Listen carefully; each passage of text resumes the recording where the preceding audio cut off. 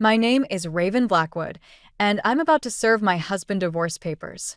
20 years of marriage, and it all comes down to this moment.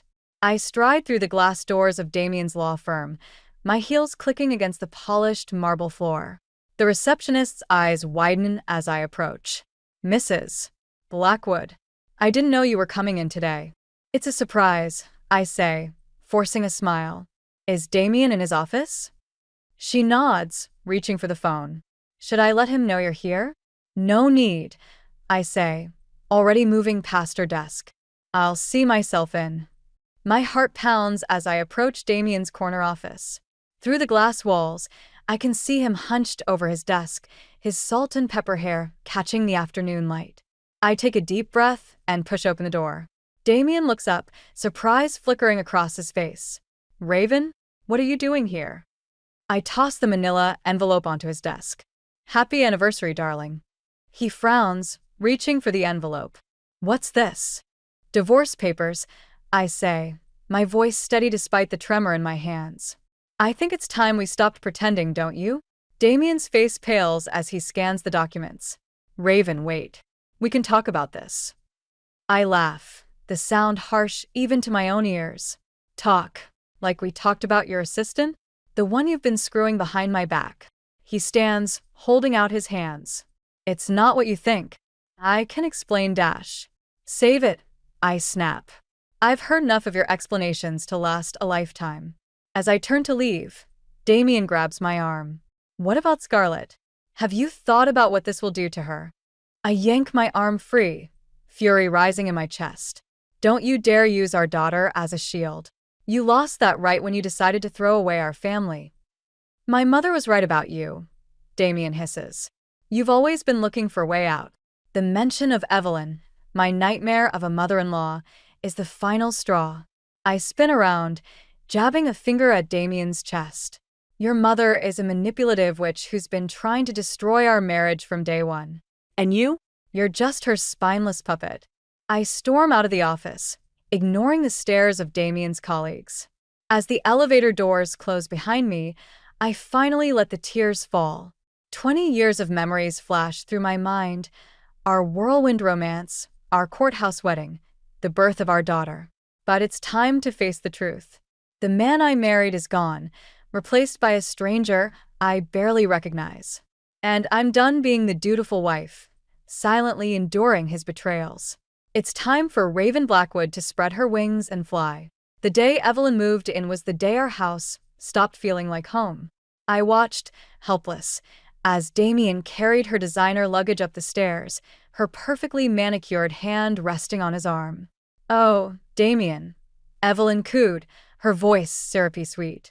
I don't know what I'd do without you. Losing your father has been so hard. I bit my tongue, remembering the arguments Evelyn and her late husband used to have. Their relationship had been anything but loving. It's no trouble, mother, Damien replied, ever the dutiful son. We're happy to have you here. I caught his eye, raising an eyebrow. We hadn't discussed this arrangement, but I knew better than to argue in front of Evelyn. As weeks passed, Evelyn's presence became suffocating. She rearranged furniture, critiqued my cooking, and monopolized Damien's time. But it was her influence on Scarlett that worried me most. Grandma bought me these new shoes, Scarlett announced one afternoon, twirling in a pair of stilettos far too mature for her 16 years. Those aren't appropriate for school, I said firmly. Scarlett rolled her eyes. God, Mom. You're so boring. Grandma says I should express myself. Before I could respond, my phone buzzed. It was Scarlett's school. My stomach dropped as I answered. Mrs. Blackwood, we need you to come in. Scarlett's been caught shoplifting. The drive to the school was tense. Scarlett slouched in the passenger seat, arms crossed. Why, Scarlett? Asked, my voice cracking. You have everything you need. Why would you steal? She shrugged, avoiding my gaze. It was just for fun. Everyone does it. In the principal's office, Damien and Evelyn were already waiting. Evelyn rushed to embrace Scarlett, shooting me an accusatory glare. Oh, you poor thing, Evelyn cooed. I'm sure this is all just a misunderstanding. The principal cleared his throat. I'm afraid not, Mrs. Blackwood. We have Scarlett on camera removing security tags and concealing merchandise. Damien pinched the bridge of his nose. What were you thinking, Scarlett? Before Scarlett could answer, Evelyn interjected. Well, can you blame her? With Raven always working, the poor girl's been neglected. She's crying out for attention. I felt the blood drain from my face. Excuse me? Damien held up a hand. Let's not do this here. We'll discuss this at home. As we left the office, I caught Evelyn's triumphant smirk. She'd successfully turned my moment of parental concern into an indictment of my mothering skills. I realized then that this was just the beginning. Evelyn wasn't content with merely moving into our home. She was determined to take over our lives. And unless I found a way to stop her, she just might succeed. The screeching of tires and shattering glass still echo in my ears as I lie in the hospital bed, my body a patchwork of bruises and bandages. The car accident left me battered, but alive. If only I could say the same for my marriage. Raven, darling, how are you feeling? Evelyn's saccharine voice grates on my nerves as she enters the room, Damien trailing behind her. I've been better, I mutter, wincing as I try to sit up. Damien approaches, his face a mask of concern. The doctor says you can come home tomorrow. We've set up the guest room downstairs for you. I nod, grateful for the consideration, but Evelyn's scoff catches my attention. Guest room? Nonsense. Raven will be fine upstairs. Won't you, dear? No need for all this fuss. I open my mouth to protest, but Damien cuts in. Mother's right. You'll recover faster if you stick to your routine. As they leave, I catch Evelyn's triumphant smirk. She's convinced Damien I'm exaggerating my injuries, and he's all too willing to believe her. Days pass, and I struggle to manage the stairs and household chores. Evelyn watches with barely concealed glee as I wince and stumble. One afternoon, while searching for my pain medication, I stumble upon a bank statement. My eyes widen as I see a series of large withdrawals from my personal savings account. Heart pounding, I confront Damien that evening. Why is money missing from my account? He doesn't meet my eyes. We needed it for some investments. I was going to tell you. We? Or you and your mother? I demand. Damien's face hardens. Don't start, Raven. Mother's been a huge help while you've been indisposed. The betrayal cuts deep. I realize I can no longer trust the man I married. That night, I make 2 calls, one to a lawyer and another to a private investigator. Over the next few weeks, I meticulously document every slight, every manipulative comment from Evelyn, every dismissive gesture from Damien. I photograph bank statements and record conversations. My body may be healing, but my resolve is hardening into steel.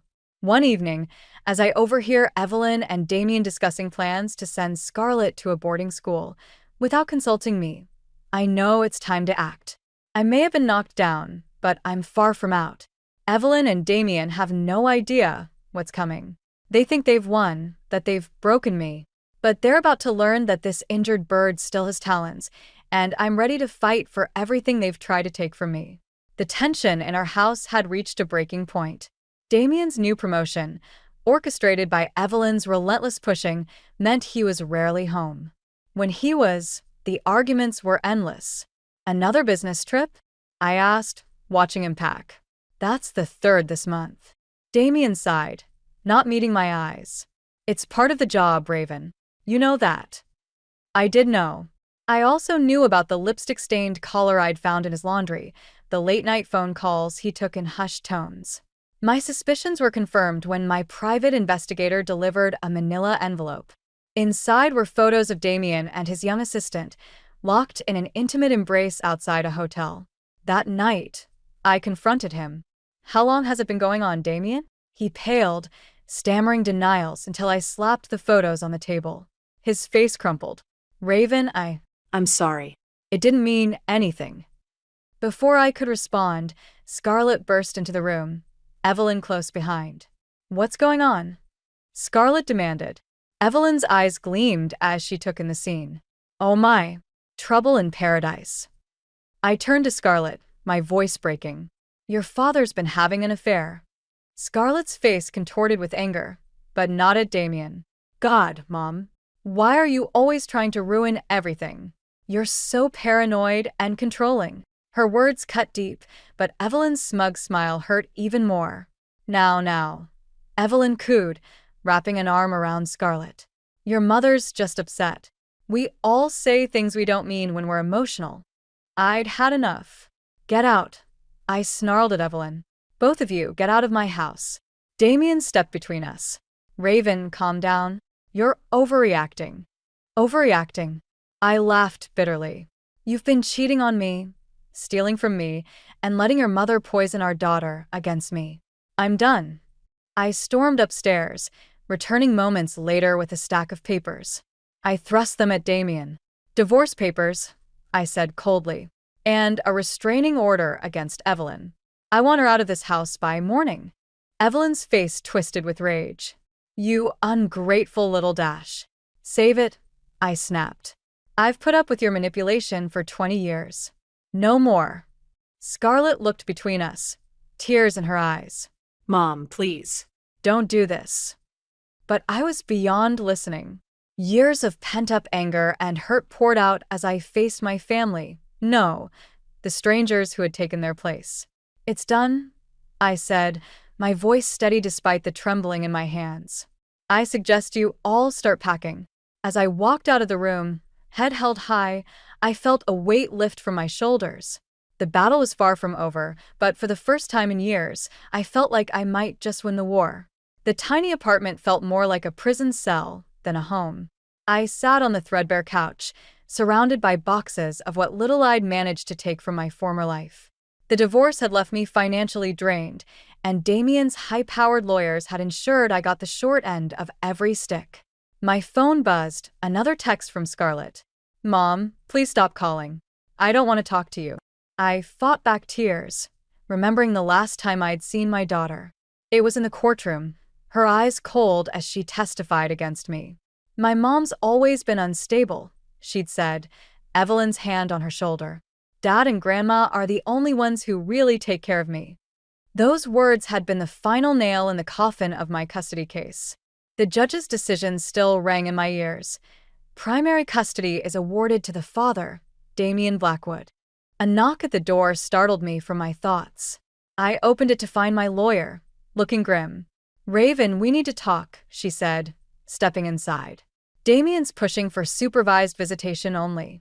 He's claiming you're a danger to Scarlett." I sank back onto the couch, my head spinning. How can he do this? I'm her mother. My lawyer sighed. "His team is painting you as unstable, citing your erratic behavior during the divorce. And Evelyn's testimony about your violent outbursts isn't helping." I clenched my fists, fury rising. That woman has been poisoning my family against me for years. And now she's taken my daughter. "I know it's hard, but we need to stay focused," my lawyer said. "We can appeal the custody decision, but it's going to be an uphill battle." As she left, I felt the walls closing in. I'd lost everything, my home, my family, my dignity.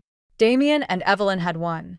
But as I looked at the few photos I had left to Scarlett, something inside me hardened. This wasn't over. I'd claw my way back up, no matter how long it took. I'd prove them all wrong and win back my daughter's trust. I picked up my phone, dialing a number I'd sworn I'd never use. "Hello," a gruff voice answered. "Uncle Jack? It's Raven. I need your help." My estranged uncle, a retired detective with a questionable past, was my last resort. If anyone could help me dig up dirt on Damien and Evelyn, it was him. As I hung up, a grim smile played on my lips. They thought they'd broken me, but they had no idea what I was capable of. The real fight was just beginning, and this time, I wouldn't play by their rules. 5 years had passed since I'd last seen Scarlett. 5 long, painful years of unanswered calls and return letters. So when my phone lit up with her name, I nearly dropped it in shock. "Mom," her voice was hesitant, older. "Can we meet?" We agreed on a quiet cafe, neutral ground. As I waited, my heart raced. Would she still hate me? Was this another of Evelyn's tricks? Then I saw her. Gone was the rebellious teenager. In her place stood a young woman, her eyes carrying a weariness beyond her years. "Hi, Mom," Scarlett said, sliding into the seat across from me. Scarlett. I breathed, fighting the urge to reach out and touch her. I've missed you so much. She nodded, her eyes welling with tears. I'm so sorry, Mom, for everything. I was wrong, and I've regretted it every day. As Scarlett spoke, the years of pain and anger melted away. She told me about college, her struggles with anxiety, and the slow realization that Evelyn and Damien had manipulated her. But that's not why I'm here, she said, her voice dropping to a whisper. Dad's in trouble. Big trouble. My blood ran cold. What kind of trouble? The IRS is investigating his company for tax fraud. I've seen things, Mom. Documents, offshore accounts. It's bad. I leaned back, my mind reeling. Does your father know you're telling me this? Scarlett shook her head. No one knows. But I can't keep quiet anymore. Will you help me gather evidence? For a moment, I hesitated. This was my chance for revenge, served on a silver platter. But looking at Scarlett's pleading eyes, I knew this was about more than getting even. Of course I'll help, I said, squeezing her hand. We'll figure this out together. Over the next few weeks, Scarlett and I worked tirelessly, piecing together the extent of Damien's crimes. What we uncovered was staggering. Not just tax fraud, but embezzlement on a massive scale. One night, as we pored over financial records, Scarlett gasped. Mom, look at this. She pointed to a series of transfers, all to an account in the Cayman Islands. The beneficiary? Evelyn Blackwood. Your father's been funneling company money to your grandmother, I said, the pieces falling into place. That's how she's maintained her lavish lifestyle all these years. Scarlett's face hardened with resolve. We have to stop them, Mom. They can't keep getting away with this. I nodded, a plan already forming in my mind. They won't, sweetheart. Not anymore. As we gathered our evidence, I felt a surge of determination. Damien and Evelyn had taken everything from me once. Now it was time for justice to be served. The anonymous tip to the IRS and media outlets felt like lighting a fuse on a powder keg. Scarlett and I watched from afar as chaos erupted around Damien and Evelyn. News vans swarmed their gated community, reporters clamoring for a statement. Damien's company's stock plummeted as rumors of fraud spread like wildfire. Through it all, Scarlett and I maintained our silence, our secret safe behind layers of encryption and burner phones. Are you sure about this, Mom? Scarlett asked, her voice trembling as we watched the drama unfold on TV. I squeezed her hand. It's too late to turn back now, sweetheart. They made their choices. Now they face the consequences. The raid came at dawn. We watched from a car down the street as federal agents swarmed the house, emerging with boxes of documents and computers. Damien, disheveled and pale, was led out in handcuffs, cameras flashing in his face. Evelyn appeared moments later, shrieking and clawing at the agents. Don't you know who I am? You can't do this to us. As they were driven away, I felt a mix of satisfaction and sadness. This was justice, but it was also the final nail in the coffin of the family we once were. Over the next few weeks, the full extent of Damien's crimes came to light. The company collapsed, leaving hundreds jobless. Former friends and associates scrambled to distance themselves from the scandal. Scarlett and I watched it all unfold from the safety of my small apartment. She cried when Damien was sentenced to 15 years in federal prison. I held her, my own emotions a tangled mess of vindication and regret. What about Grandma? Scarlett asked one evening as we sorted through the aftermath. I sighed, showing her the latest news article. Evelyn, stripped of her ill-gotten wealth, had been forced to sell her designer clothes and move into a rundown apartment on the outskirts of town. She made her bed, I said, my voice hard. Now she has to lie in it. As the dust settled, Scarlett and I began to rebuild our lives. The weight of secrets and lies lifted, replaced by a tentative hope for the future. One night, as we shared a quiet dinner, Scarlett looked at me with tears in her eyes. I'm so sorry, Mom, for everything. How can you ever forgive me? I reached across the table, taking her hand. Oh, sweetheart. I forgave you long ago. The question is, can you forgive me for what I've done? She squeezed my hand, a small smile breaking through her tears. There's nothing to forgive. You did what you had to do. We both did. As we embraced, I realized that out of the ashes of our broken family, something new and stronger was emerging. The road ahead wouldn't be easy, but for the first time in years, I felt hope for the future. 5 years after Damien's arrest, I stood in front of the mirror, adjusting my blazer. The sign outside my new office read Phoenix Rising Consulting, helping women rebuild their lives. The irony wasn't lost on me. My phone buzzed with a text from Scarlett. Good luck on your first day, Mom. So proud of you. I smiled, remembering how far we'd come. Scarlett had graduated college and was pursuing her dream of becoming a social worker, inspired by our journey together. As I locked up that evening, my phone rang. Unknown number. Raven. The voice was familiar, yet changed. Damien. My heart raced. How did you get this number? That doesn't matter, he said, his voice weary. I wanted to apologize. For everything. I closed my eyes, memories flooding back. It's too late for that, Damien. I know, he sighed. I just hope someday you can forgive me. I ended the call without responding. Back home, I found a letter waiting. Damien's handwriting. I tossed it unopened into the trash. Weeks later, Scarlett and I met for our weekly dinner. She seemed distracted. What's wrong, sweetheart? I asked. She hesitated. I saw Grandma Evelyn today, at the grocery store. My breath caught. How is she? A mess, Scarlett said softly. Working as a cashier, living in a tiny apartment. She didn't even recognize me at first. I nodded, unsure how to feel. And how are you doing with all of this? Scarlett's eyes welled up. I'm angry, Mom. At her, at Dad, at myself for believing their lies for so long. But mostly, I'm grateful for you. For your strength, your forgiveness. I reached across the table, squeezing her hand. We've both come a long way, haven't we? As we finished our meal, I reflected on the tumultuous journey that had brought us here.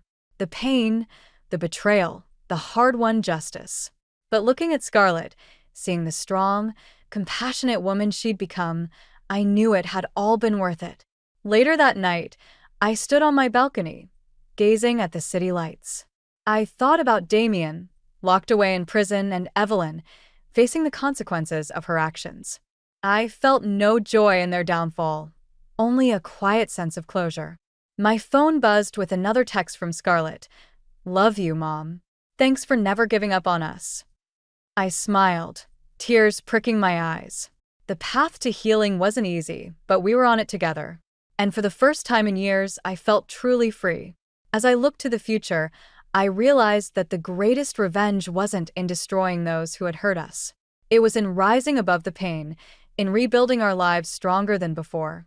Like a phoenix from the ashes, we had emerged, transformed. And that, I knew, was the sweetest victory of all.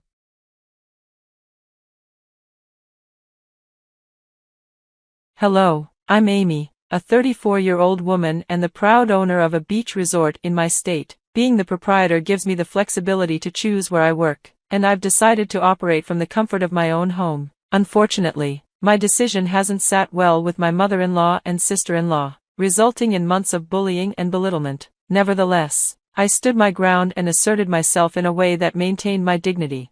Let me share my journey. I grew up in a family deeply involved in various industries, with the hotel and resort sector being our most profitable. At 17, I began interning at our lakeside resort, quickly making it an integral part of my life. The thrill of interacting with guests and managing accounts became a daily joy. Encouraged by my enthusiasm for the family business, my parents surprised me with a momentous gift for my 24th birthday. Sweetie, your dad and I have been contemplating something significant for a while now. We believe you've shown more than enough potential, my mother said, handing me a set of documents. These are for you. We're transferring ownership of the lakeside resort to you.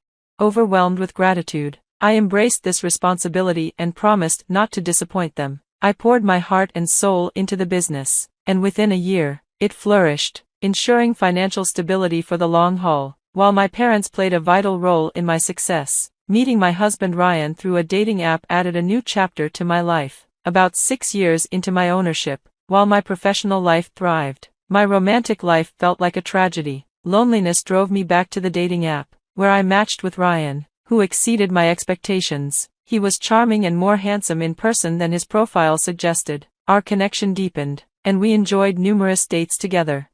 Guided by my parents' advice to be cautious, especially regarding finances, I approached relationships carefully. I dated Ryan for 3 years before revealing my wealth, and his nonchalance reassured me. He emphasized that it was who I was that attracted him, not my financial status. I kept my wealth a secret for a long time, eventually entrusting Ryan with the information and asking him to keep it confidential, which he agreed to do. Our wedding was a joyful celebration, with most guests from Ryan's side. While I had met his mother Cheryl and sister Grace several times before the wedding, they seemed decent enough, albeit with occasional awkwardness and hushed conversations. I paid little attention to their behavior as long as it didn't affect my relationship or life. However, Ryan was concerned about their actions and understood my desire to keep my distance from them.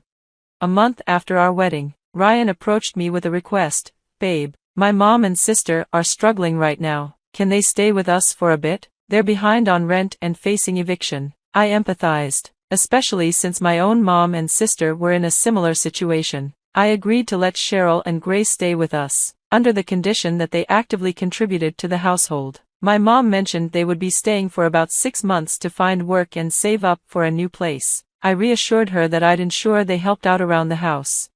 However, things took a turn I hadn't anticipated. For some reason, Cheryl and Grace assumed Ryan owned our home, which wasn't an issue for me, but it complicated matters. I actually earned significantly more than Ryan, a fact he chose not to disclose to avoid any exploitation. This misunderstanding led them to belittle me, and they consistently neglected their chores, leaving a mess throughout the house. Despite Ryan's repeated requests for them to clean up, they dismissed him, using their familial bond as an excuse.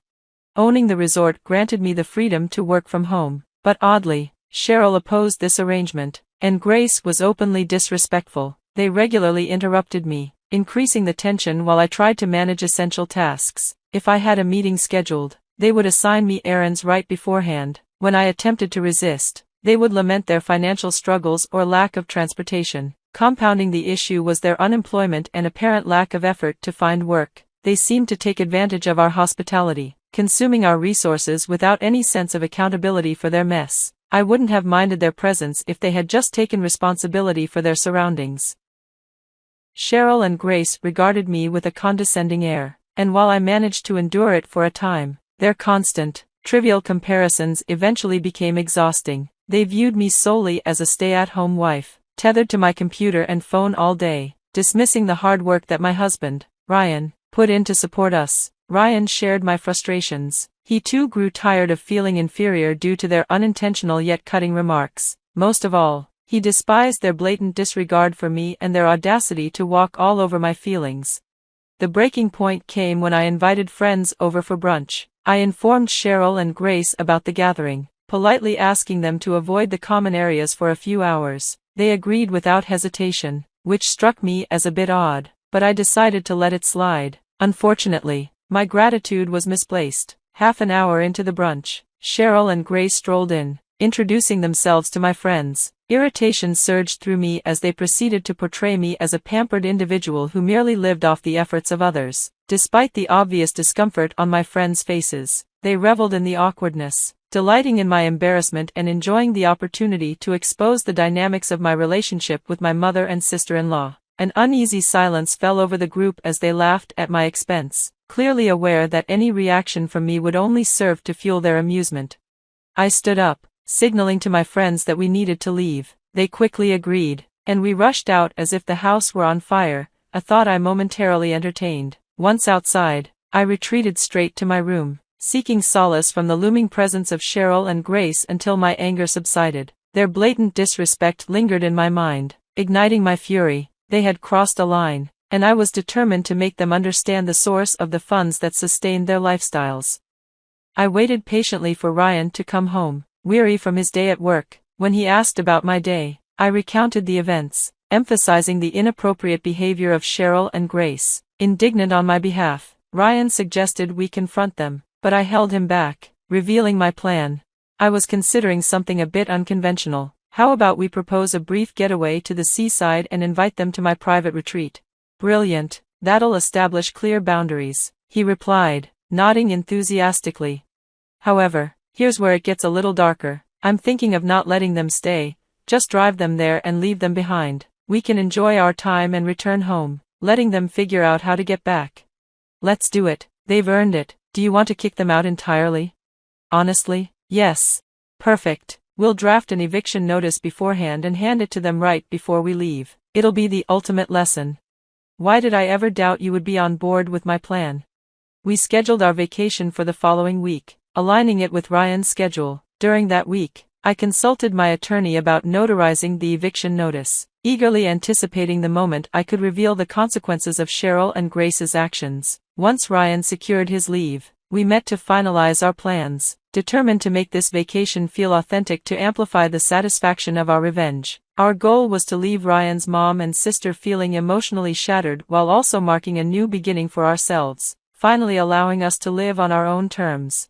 I immediately contacted my brother to change the locks on our doors and enlisted his friends to help pack up Cheryl and Grace's belongings. It was a firm decision. I wouldn't allow them back into my life, and they would understand that the drive to the lakeside would take about half a day, giving them plenty of time to express themselves. After all, I knew I would have the last laugh.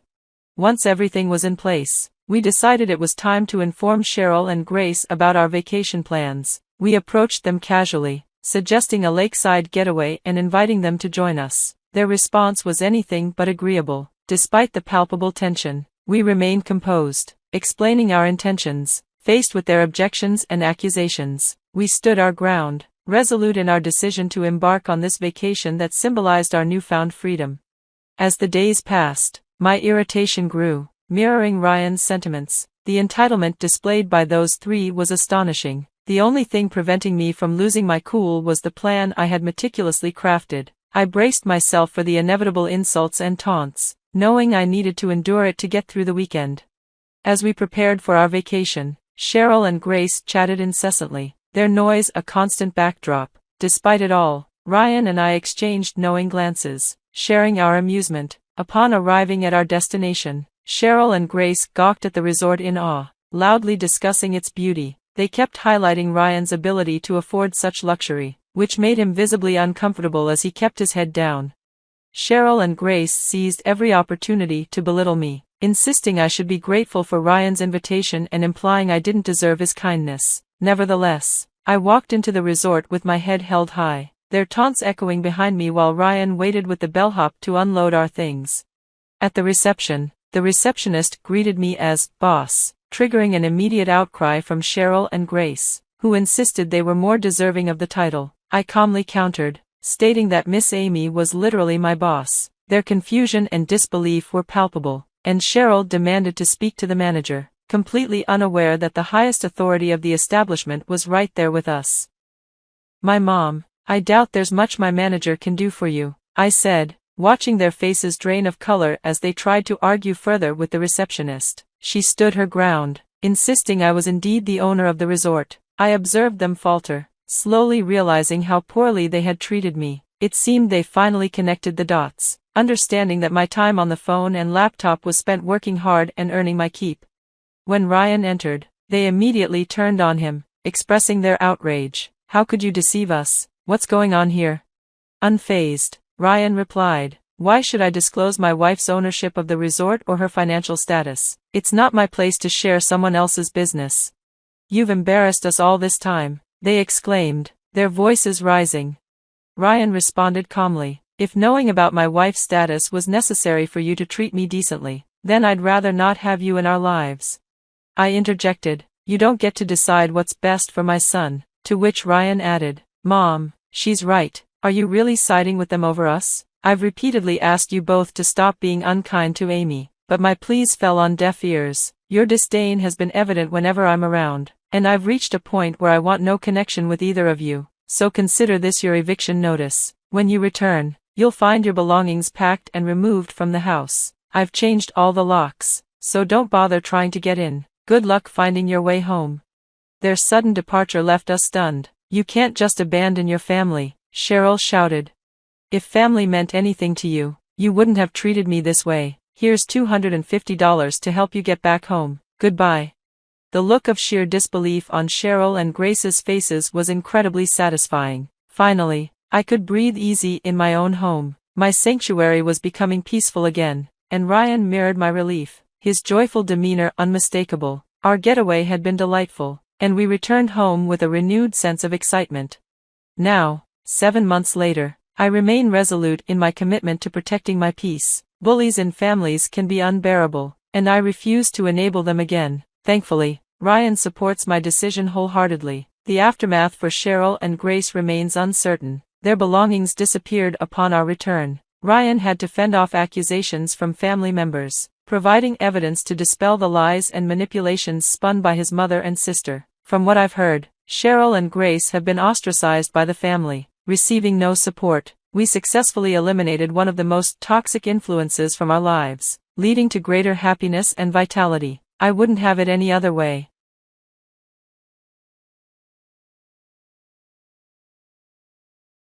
Hello, I'm Andrea, 35, and this is my story. I work at an advertising agency in St. Augustine, Florida. Parenthood wasn't my path. I wasn't ready, and looking back, I'm content with that choice.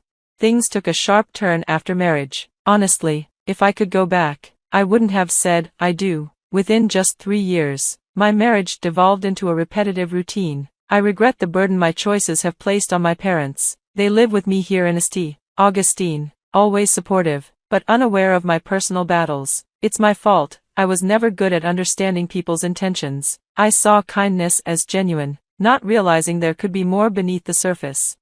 I still remember my first encounter with Kevin clearly. It was just another afternoon as I settled into my new job at the agency. The office buzzed with phone calls, keystrokes, and the low murmur of conversations. I had no idea that day would mark the start of something that would change me.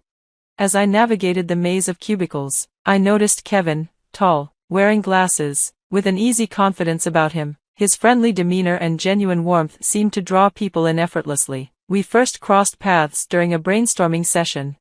"New here, right?" he asked with a welcoming smile.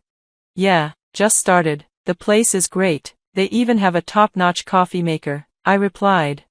Kevin quickly filled me in on the office dynamics, the occasional chaos, meetings that often turned into endless, uninspiring lectures, and how the boss was pretty laid back despite it all.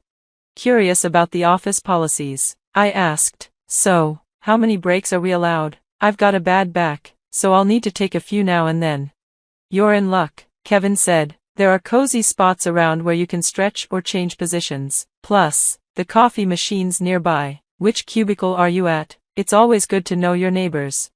"I'm in the first row, 4th seat from the left," I told him. As fate would have it, we ended up working closely together. We clicked, our ideas flowed seamlessly, and I was struck by his creativity. He had this ability to think outside the box that I admired. Soon, our connection extended beyond the office. We discovered shared interests, from indie music to exploring hidden gems in the city. As weeks passed, our camaraderie evolved into a genuine friendship. "Hey, I've got 4 tickets to a concert," Kevin said one day. "It's not too underground, just at a local cafe. One of my favorite indie artists is playing. The food's amazing, especially the pasta, and there's a discount with the tickets. Want to join?" "I'd love to," I agreed, joking, "but if it's boring, you're paying for everything." Our friendship deepened over time. We hung out without any expectations, just 2 people enjoying each other's company. But everything changed during an impromptu post-work gathering. Among the clinking glasses and laughter, we found ourselves in a private conversation, lost in each other's words. Time seemed to freeze as we opened up about our dreams, fears, and vulnerabilities. It was the first time I felt like someone truly saw the real me. Eventually, our friendship blossomed into something more. We danced around the line between friendship and romance, stealing moments of shared laughter and lingering glances. Slowly, we realized we were falling for each other. At first, everything felt like a dream, but as I got to know Kevin better, I noticed a troubling side. He was a total mama's boy. He'd speak to his mother in this babyish voice, completely changing his demeanor, whimpering, giggling like a little kid. It was unsettling. It made me question if I ever really knew him. He seemed to hide parts of himself, and I began to wonder what else he wasn't showing me. One day, after he ended a call with his mom, I couldn't help but ask about it. Was she mad at him? He looked nervous but explained she was just concerned about his well-being and work stress. Still, something felt off. I suggested we meet her, but he hesitated, making excuses about her health and her living situation in an old rental house. It made me wonder if he was hiding more than I realized. "We'll work it out," I offered. Maybe meeting her would help. When Kevin finally confessed his feelings for me, I was hit with a whirlwind of emotions, happiness, excitement, and doubt all wrapped into one. It happened over coffee at a cozy cafe. His hands trembled as he poured out his heart, saying the words I hadn't expected but somehow knew were coming. And yet, despite the butterflies, there was a nagging feeling I couldn't shake. I was amazed by how Kevin managed to balance 3 separate worlds and still wanted to merge me into both his personal life and family. He was even willing to take my last name, having lived with his mother in Sarasota. He made the move to my city after securing a job. His old apartment was too expensive, so he was eager to share a home with me. But despite this closeness, he never invited me to his mother's house. He said it was modest and that I wouldn't like it. I started to feel like he was deliberately keeping me hidden from her. "I understand, love," I told him one day, "but if we're going to get married and build a life together, we need to think about everything. Won't it be difficult for your mom? You live with her now." "I get that," he replied, "but I don't think it's the right place for us. I want you to be happy and comfortable." "My parents won't mind, but are you okay if they visit sometimes? They worry I'll forget about them. I spend weekends with them when I can, but with work, I'm often exhausted and end up eating alone." He reassured me, "It's fine, really, don't stress, but I'll try to spend more time with my mom too, especially when you're with your family. We're a team, right? We can handle anything if we work together." Our wedding wasn't extravagant or large, but it was full of emotions. Standing at the altar, staring into Kevin's eyes, I felt I had found my partner, my confidant, and my best friend. Yet, I couldn't shake the feeling that he was hiding something. He admired his mother secretly, but there was a side of him he kept from me. Sometimes, I wasn't sure which version of Kevin was real, the one I saw or the one he showed his mother. That night, we crossed a new threshold, evolving from colleagues to friends, and now, partners in marriage. But something unexpected happened. The shift was drastic. A flaw began to surface in our otherwise perfect relationship. I found myself grappling with a mix of simplicity and boredom. We had entered marriage full of dreams and expectations, but our days quickly settled into a routine, one that felt monotonous, almost lifeless. From the moment we made our vows, I had been committed to a love that I believed was mutual and unwavering, but we hadn't anticipated that reality would turn out to be so ordinary, so dull. The idealized version of our life together was far different from the day-to-day simplicity we found ourselves living. As Kevin prepared to move in with me, I spoke to my parents about the situation. "How's everything going with Kevin?" my mom asked. "It's good, but I feel like something's off," I admitted. "Kevin is talented, sweet, and kind. We have so much in common, and he's fantastic at work, but there's a strange side to him." Mom gave me a concerned look. "I've mentioned before that Kevin seems a bit unusual. He's sharp and attentive, but there's something in his eyes that feels unsettling. Plus, he's got these childlike behaviors that don't quite fit with everything else." "Let's hear her out before jumping to conclusions," Dad said. "Actually, Dad's not far off," I said. "Kevin has these 4 distinct personalities. When he's with me, he's relaxed, happy, and open, but when he's with his mom, it's like he becomes someone else." "So he's close to his mother?" Mom asked. "That's not unusual, especially since he's her only child and she's divorced. Have you met her yet?" I'd brought it up a few times, but Kevin was always unsure. He said his mom wasn't well and preferred to be alone, but that didn't make sense. Now that we were married, I expected him to want us to meet. It wasn't mandatory, but it felt like a basic courtesy. Then there was another thing. Kevin wanted to move in with us, bringing all his belongings. I felt uneasy about it. "Was he using you? Why didn't he want you to move in with him?" I didn't want to pressure you, but I needed to understand his reasons. As our marriage progressed, I noticed Kevin often turned to his mom for validation, seeking her approval over mine, even though I was his wife. At first, I chalked it up to their close bond, but over time, I realized there was more to it. His mother, Samantha, had always been a dominant force in his life. Raising him alone had created a deep sense of loyalty in him, and he felt compelled to prioritize her happiness, often at the expense of ours. Gradually, I realized I was playing second fiddle to Samantha in Kevin's life. Our decisions, whether it was the color of our living room walls or our vacation plans, always seemed to revolve around her preferences. I started feeling like an outsider in my own marriage, constantly overshadowed by her influence. Whenever I brought it up, both Kevin and Samantha brushed it off, framing their closeness as a sign of love. But to me, it felt like an unhealthy bond that was slowly pulling us apart. Kevin, are we still planning our honeymoon in Turkey? I need to book the tickets. Your mom is okay, right? Yeah, she's fine. I took her to the doctor, and everything's stable. But over time, it became clear that Samantha didn't like me. Her subtle, manipulative efforts to drive a wedge between us intensified. At first, I thought it was typical mother-in-law behavior, something that would ease with time, but as the months passed, her actions became more pointed, more deliberate. She would often call Kevin and make underhanded comments about me, questioning my character, my ability to be a good wife. Her disapproval hung over our marriage like a dark cloud, and I could see how easily she influenced Kevin's thoughts. Samantha knew exactly how to manipulate Kevin, playing on his guilt and insecurities. Whenever we had disagreements, she would be in his ear, sowing seeds of doubt and discontent. Her subtle jabs created a toxic atmosphere that left me feeling isolated and helpless. No matter how hard I tried to keep things together, her constant meddling began to erode my confidence. I often questioned my own worth, wondering if I'd ever be able to break free from her grip on our marriage.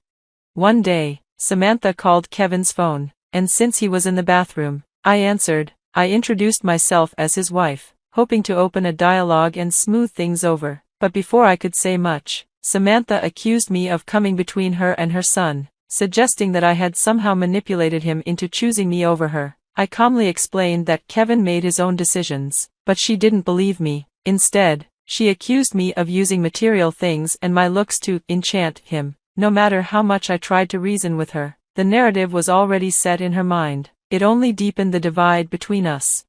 Later, I sat down with Kevin to address the situation. I care about your son, Samantha. I check on you both regularly. Please try to understand that. Samantha cut the conversation short with a dismissive sound, making it clear she wasn't interested in hearing me out. By then, it was obvious our planned trip to Turkey was off.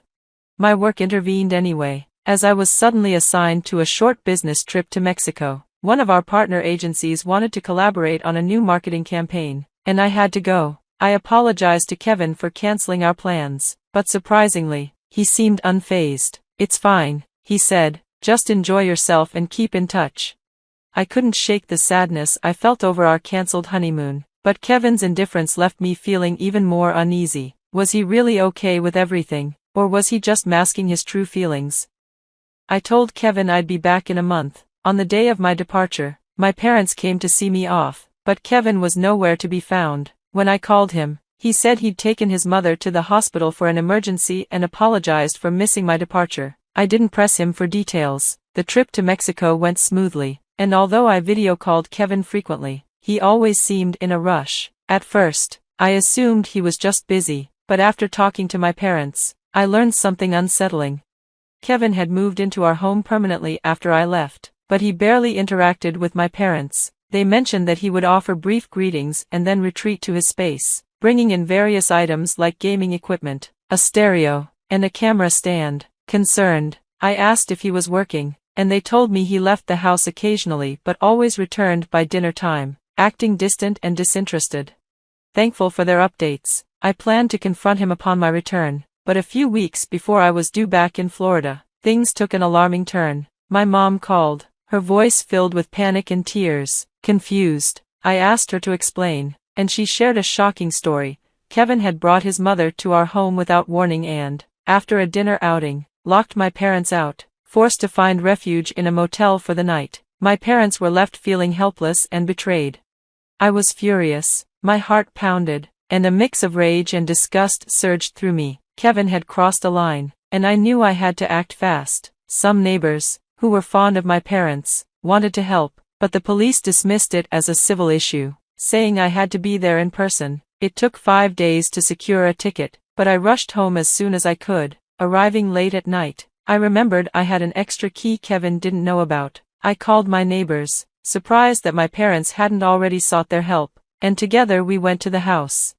When I opened the door, I was met with an infuriating sight: Kevin and his mother, casually sitting on the couch, laughing and watching TV as if nothing was wrong. Without hesitation, I stormed in, grabbed him by the collar, and let loose. I yelled at him, pulling at his hair in frustration, while one of the neighbors comforted his mother. The satisfaction of confronting him face to face was overwhelming. He deserved every bit of what was coming to him.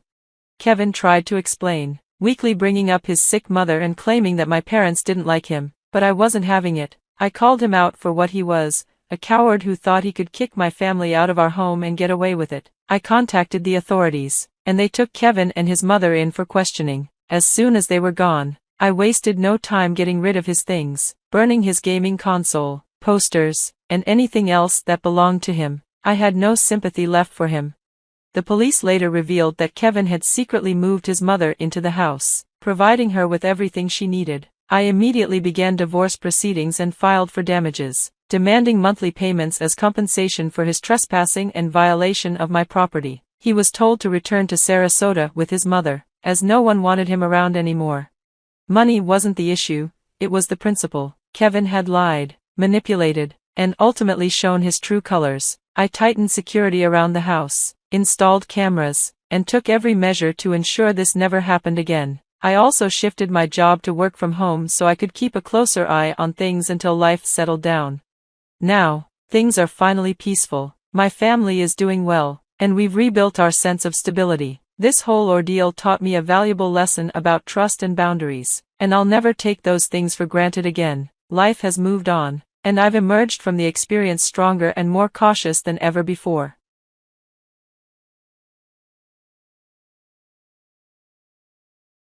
Why do they keep dismissing my feelings? The frustration from yesterday lingered, and when I finally spoke to them, my words cut sharper than I intended. Their response was to clear the space around them. "It's going to be a great new room for Emily," they said, brushing aside everything I had mentioned just the day before and moving my things out without my consent. "Have you forgotten what I said yesterday? Stop this right now. Abigail, remember your place. I'm the one paying the rent here. What right do you have to question my decisions?" Oliver snapped, his disdain evident. Beside him, Emily wore a satisfied smile. "I'm the one covering the bills. You haven't contributed at all, so you don't get a say. If you can't support my choices, maybe we should think about separating." I'm Abigail, 28 years old and constantly juggling my corporate job. I've been married to Oliver for 4 years. He's seen as a rising star at work, always pushing himself to meet high expectations. We live in a beautifully updated house, chosen when we dreamed of a family. Despite the ups and downs in our relationship, we've managed to communicate and thought we were happy together. But one evening, returning home later than usual, I noticed an unfamiliar woman's coat by the door. Walking into the living room, I found my sister-in-law, Emily, who greeted me with, "Ah, Abigail, it's been a while. You were late, so we started without you." Emily, 24, Oliver's younger sister, has always caused tension between us. Although she excels academically and professionally, she relishes belittling me with her cutting remarks. Despite my best efforts to ignore her insults, Emily's audacity only seemed to grow. Frustrated, I decided it was best to keep my distance, but that wasn't the only issue. Oliver's treatment of me added to the strain. Oliver is usually kind and gentle when it's just the two of us. However, when Emily is around, he becomes dismissive and cruel. I can't help but wonder if he's trying to impress her. But the way he treats me is unacceptable, even after I voiced my concerns. With Emily constantly questioning my late work hours, the situation became intolerable. "Staying late at work again, Abigail? I always finish my tasks on time. Are you struggling to keep up, or are you just slow?" Emily's words, sharper than ever, were fueled by her tipsiness. Normally, I could handle her jabs, but with Oliver chiming in after a few drinks, it escalated into a level of discomfort I hadn't anticipated. "Let's be fair, Emily. Not everyone has the same level of efficiency. Some of us need to put in extra hours to achieve what comes easily to others. It's unfair to judge everyone by your high standards." "You're right, My apologies, Abigail, I was a bit harsh. No need for apologies, Emily, you're remarkable, and that's the truth. But the Oliver standing beside me now felt like a stranger, joining Emily in her ridicule. Despite my urge to lash out, I forced a smile, hoping to maintain some semblance of peace. Eventually, Emily left just before midnight. The thought of cleaning up after their mess, especially when I hadn't contributed, felt overwhelming. Yet, as it was our home, I felt responsible for tidying up. Without a care, Oliver told me to clean as he headed to bed. It's late, I'm off to bed. Abigail, you handle the cleanup. At that moment, my patience frayed. Why am I the only one expected to clean? The mess was yours and Emily's, so why shouldn't you be the ones to tidy up? Isn't it strange that you assume I'll do it? Oliver looked taken aback by my assertiveness but insisted I clean up. I bring in more money, you know, don't talk back when you earn less. If you can't accept that, maybe we should consider ending things. Why are we even discussing money? That's irrelevant. You should clean up after yourself, and bringing up divorce over something so trivial, isn't that a bit extreme? Just shut up and clean, it's your responsibility, he replied, making his stance clear before retreating to the bedroom. Feeling unjustly burdened, I begrudgingly tidied up alone. By morning, Oliver's mood hadn't improved. I realized that trying to address our issues would only escalate the tension, so I chose to keep my distance. Despite my desire to patch things up with Oliver, we both left for the day without resolving our disagreement. That evening, as I returned home burdened by the weight of my professional and personal struggles, I knew I couldn't put off addressing the tension between us any longer. I was ready to extend an olive branch and apologize, no matter how he felt, with the hope of reconciling. However, as I opened the door, I was met by the familiar sight of the same coat from the night before. Voices floated from the living room, signaling that history was repeating itself. Not again, I thought, dreading yet another confrontation. My fears were confirmed when I stepped into the living room, where Emily and Oliver were enjoying drinks and making a mess. Thanks for always working late, Abigail. We went ahead without you since you're never around, Emily said, her voice dripping with sarcasm. My resolve to reconcile with Oliver felt shaky at best, especially with Emily's presence making it seem like an impossible task. It was as if she were intentionally blocking any chance we had to clear the air. While my concerns went unnoticed by both of them, Oliver added his own jab. We had to start without you since you're always late. Can't you manage to come home earlier? Their blame was based on expectations we had never discussed. Just moments before, I had been determined to mend things with Oliver, but now that conviction began to waver. Why am I even trying with them? The thought echoed in my mind, marking a shift in my perspective. Caught off guard by Oliver's bombshell revelation, my emotions reached a boiling point. Wait a minute, what are you talking about? This is the first I'm hearing of Emily moving in. Can you explain? Oliver, surprised by my intense reaction, quickly reverted to his dismissive demeanor, encouraged by Emily's presence. Yes, it's news to you because I'm only just mentioning it, and yes, Emily will be staying with us. What about her husband? Are they moving in together? At the mention of her husband, I was met with, oh, you mean her ex-husband? Ex-husband? This is news to me. Suddenly, the pieces began to fall into place, albeit in a confusing manner. Emily had recently divorced, and with her ex out of the picture and her lease ending, Oliver saw this as the perfect arrangement. Why wouldn't you discuss something so significant with me first? My trust in Oliver plummeted as he casually revealed this decision while clearly inebriated. I pressed him for details, but Emily observed with a smug grin. Just go with it, Abigail, it's a done deal. No, I cannot accept this. What do you mean? Oliver was visibly taken aback by my refusal. You're the one crossing the line, Oliver, I asserted, fixing a stern gaze on both of them. Whatever you two are plotting, I want no part of this. You need to sober up and think it through. Rather than resolving our conflict, I retreated to another room, isolating myself as I had the day before. The next morning was disrupted by a commotion. I opened my bedroom door to find Oliver and Emily casually rummaging through my belongings. What are you two doing? My frustration from the previous day flared again. We're clearing out your things from this room. It's spacious and perfect for Emily. Makes sense, doesn't it? They ignored my protests, continuing to move my items without my consent. Did you forget our conversation from yesterday? Enough of this, seriously. And Abigail, where do you think you stand in all this? I'm the one paying the rent here. What gives you the right to challenge my decisions? Oliver snapped back, his voice dripping with disdain, while Emily looked on with a smug grin. I'm footing the bills, so your opinion, especially since you haven't contributed financially, is irrelevant. If you can't fall in line, maybe we should consider ending our marriage. The word divorce struck me like a thunderbolt. Divorce? He can't be serious. What is Oliver even saying? I was left dumbstruck, unable to process his harsh words. Emily, mistaking my silence for submission, added fuel to the fire. Do you even understand your situation, Abigail? You haven't contributed financially, so your stance holds no weight. Why keep up this charade? You're only embarrassing yourself now. Any fondness I had left for these siblings evaporated instantly. I was done with them, that much was clear. Let's take this discussion to the living room, I suggested, hoping a change of scenery might help. They grumbled but eventually agreed when I mentioned making coffee. After serving them their drinks, I turned to Oliver. I was clear yesterday, I never approved of Emily moving in. I want her things packed up immediately. What are you talking about? I've told you repeatedly, I pay the rent, so my word is law here. If you can't accept that, then maybe divorce is our only option. Are you okay with that? You keep saying you pay the rent and that this is your house. But Oliver, do you really believe that? I asked. Of course, what kind of question is that? He shot back. This house belongs to me. Are you making things up because you're upset? No, there's no fabrication here. This house was left to me by my father. After he passed, it became my property. I am the owner. Does that clarify things for you? His skepticism lingered. You're lying. If it was built by your dad, shouldn't it be old by now? Ever heard of renovations, Oliver? My dad had this house completely updated before his hospitalization. It looks new because of that. I never mentioned it before because it happened before we were married.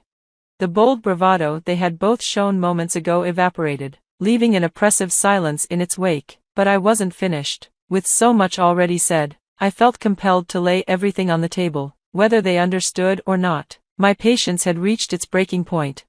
Even if you think you're paying rent, Oliver, you're not. What you've been covering are our shared living costs, not rent for this house. At this point, why would I bother lying? You've never been involved in the housing paperwork, so you've been clueless. Do you even know what the going rent is around here? You're just embarrassing yourself. From now on, I'll take over the rent payments. Are you even in a position to afford that, Mr. Unemployed? His confusion was evident. Unemployed? What are you implying, Abigail? It seems you haven't been prudent with your decisions lately, incurring significant losses, right? You might have thought you were keeping it under wraps, but your workplace knows all about it. Expect to hear from them after the weekend. They probably thought it was a secret. Oliver was visibly disturbed by my revelations. How? Why do you know this? His voice was barely above a whisper, a mix of shock and disbelief. I've kept it under wraps, but your employer is part of my family's business network. They've been lenient until now, but your actions have crossed a line. The decision has been made to let you go, and they informed me first due to the impact on our household. Oliver fell into an uncharacteristic silence, his face betraying shock. Emily, having overheard our conversation, looked equally unsettled. Wait, are you saying Oliver is going to be let go, and this house actually belongs to Abigail? Then, what about me? Where will I stay next month? Panic surged in her voice. I've already terminated my lease, she added, almost as an afterthought. It was clear she was trying to come to terms with the sudden shift in circumstances, whether her questions were directed at me or Oliver. This house belongs to me, and for the time being, I'm the one who decides who stays and who goes. I've reached my limit, Oliver. I'm taking you up on your offer for a divorce. There's no turning back now, and just to be clear, Emily, I have no plans to cohabitate with you either. Your living arrangements for the upcoming month are your concern, not mine. I'd prefer if both of you would exclude me from your plans.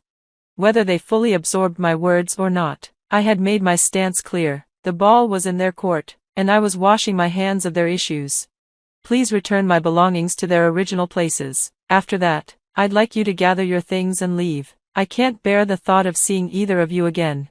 By the end of the day, I had succeeded in removing them from my house. The last time I saw them was just before I handed everything over to my lawyers to ensure the separation process went smoothly. Oliver didn't protest much, likely realizing he had no ground to stand on. His acceptance made for a straightforward divorce process.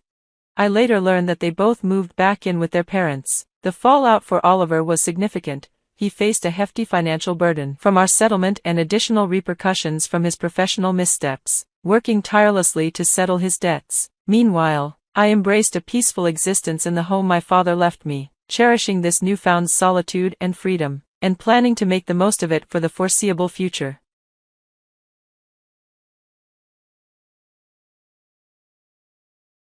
Greetings, I'm Elizabeth, 36 years old, and currently embracing a new chapter in life as a single woman. I was previously married to Henry, a man who, over time, revealed himself to be quite a difficult partner. His parents, Joseph and Anna, were equally challenging, and together they created a toxic environment that made me feel unwelcome and uncomfortable.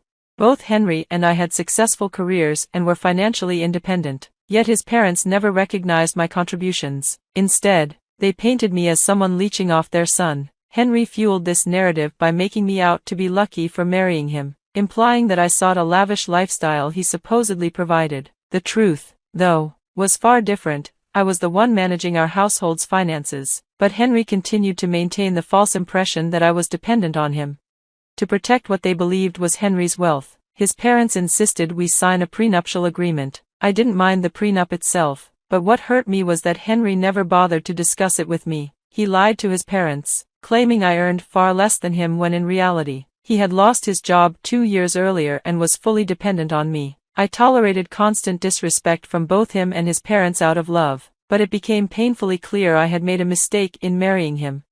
As the months dragged on, Henry's lack of ambition and refusal to find a job drained my patience and my savings. The final straw came when I decided to purchase a house with my own money. I had inherited a sum from a relative and worked hard to save up for this purchase. I found the perfect house, bought it entirely on my own, and put the title in my name. Henry hadn't contributed a cent, but that didn't stop him from complaining. During a family dinner, Henry's parents excitedly asked about the new house, assuming their son had bought it. When his mother asked if the house was in both of our names, I fully expected Henry to set the record straight. Instead, he stunned me by claiming that he had paid for the entire house, boasting about his non-existent success and savings. His parents showered him with praise for being such a responsible provider, completely disregarding my role.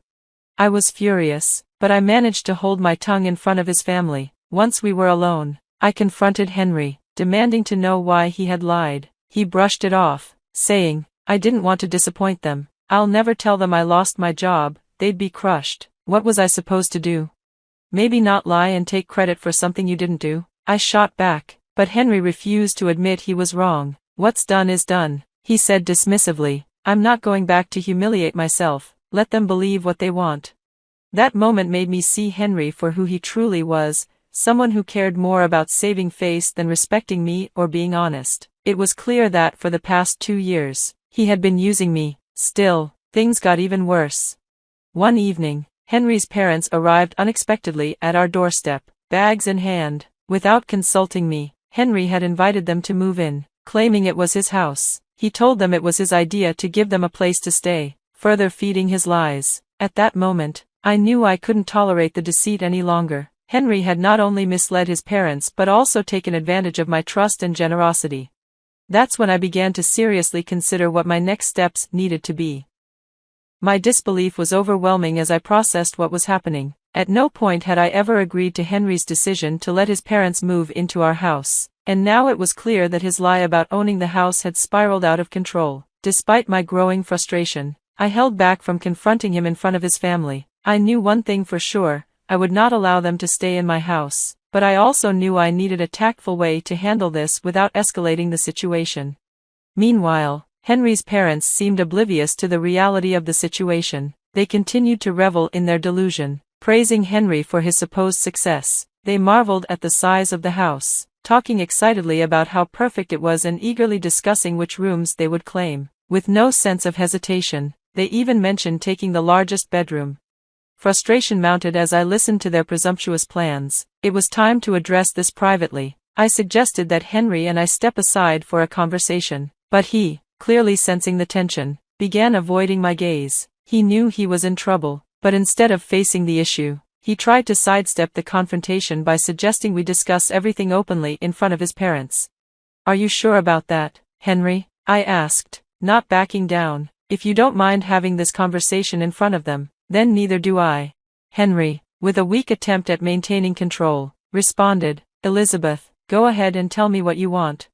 I didn't hesitate. In a firm tone, I made it crystal clear, your parents will not be living in this house.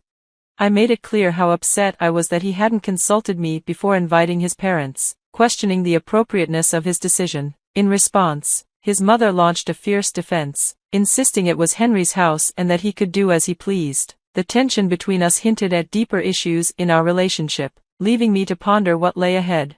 Of course, he doesn't need your permission to have us here. Know your place, Elizabeth. You can't speak to our son like that. Watch your tone, or you might find yourself asked to leave. Stop acting so spoiled and show us to the largest room. We can't wait any longer. Lead us to our quarters.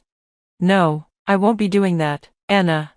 My boldness left Anna and Joseph stunned. I was torn between resentment and pity for them. Yes, they had an air of entitlement, but Henry was to blame for misleading them. If he hadn't invited them, we wouldn't be in this predicament. Yet, I recognized they weren't completely innocent either, especially since they were standing in my home making threats. That was hard to overlook.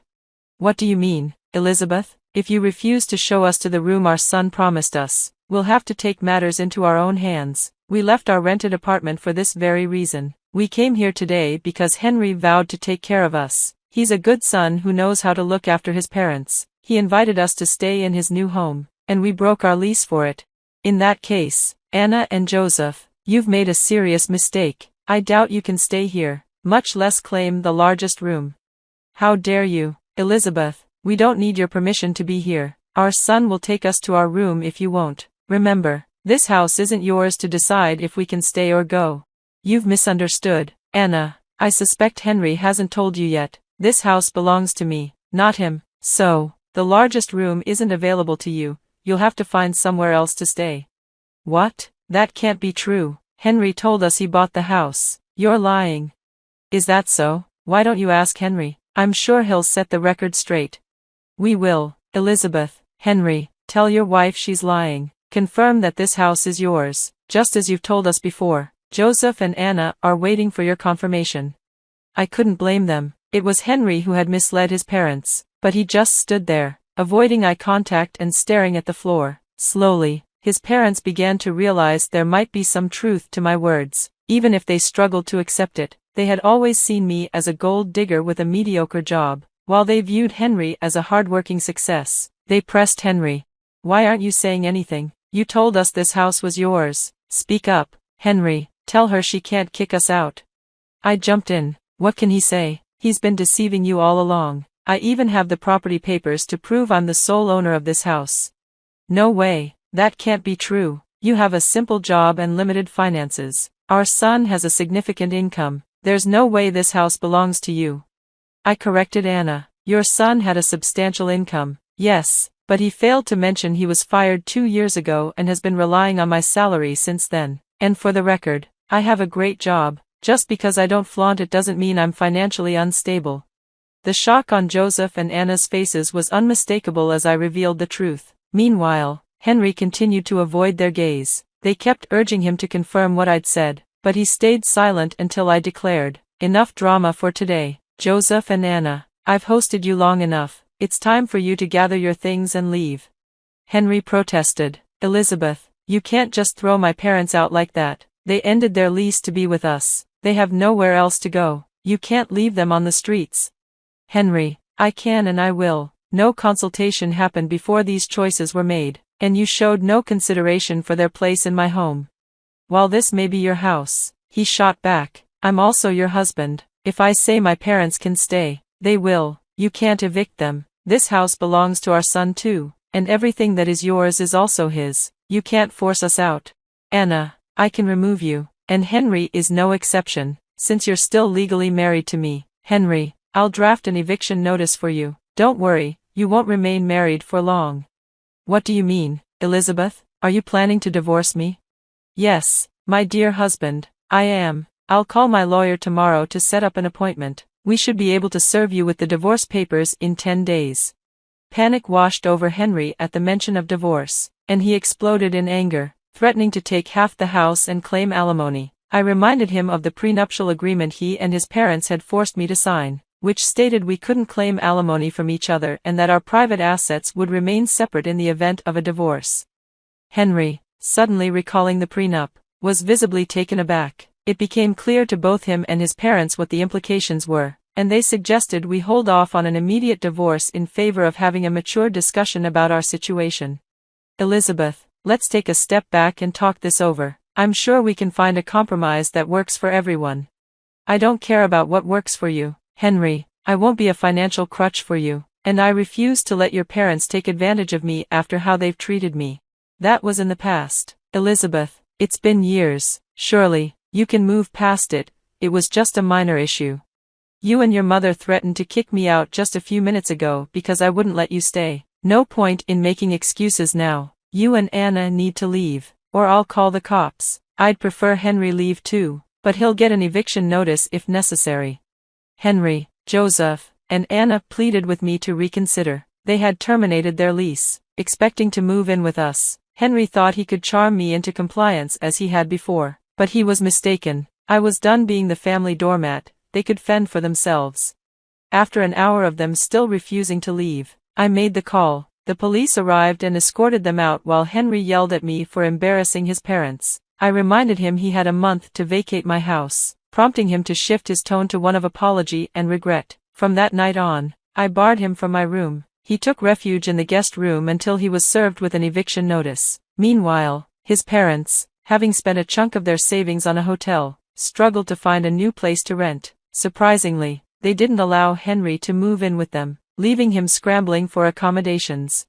It seemed they wanted Henry to face the consequences of his lies. Their relationship soured quickly, with each blaming the other for their predicament. His parents cut off their support, realizing Henry was only worth something to them when he had money. He ended up couch surfing at friends' places until he found a job. I filed for divorce without hesitation. There was no way I could stay with him after the disrespect he'd shown and how he revealed himself to be a vain, selfish man, far from the person I once loved. Henry tried to convince me to change my mind, but I stood my ground, refusing to be taken advantage of any longer. Since we didn't have children, the divorce was finalized after 3 months of separation. During that time, I focused on rebuilding myself and even started dating again. Henry still clings to the hope that we can reconcile, but that possibility exists only in his dreams.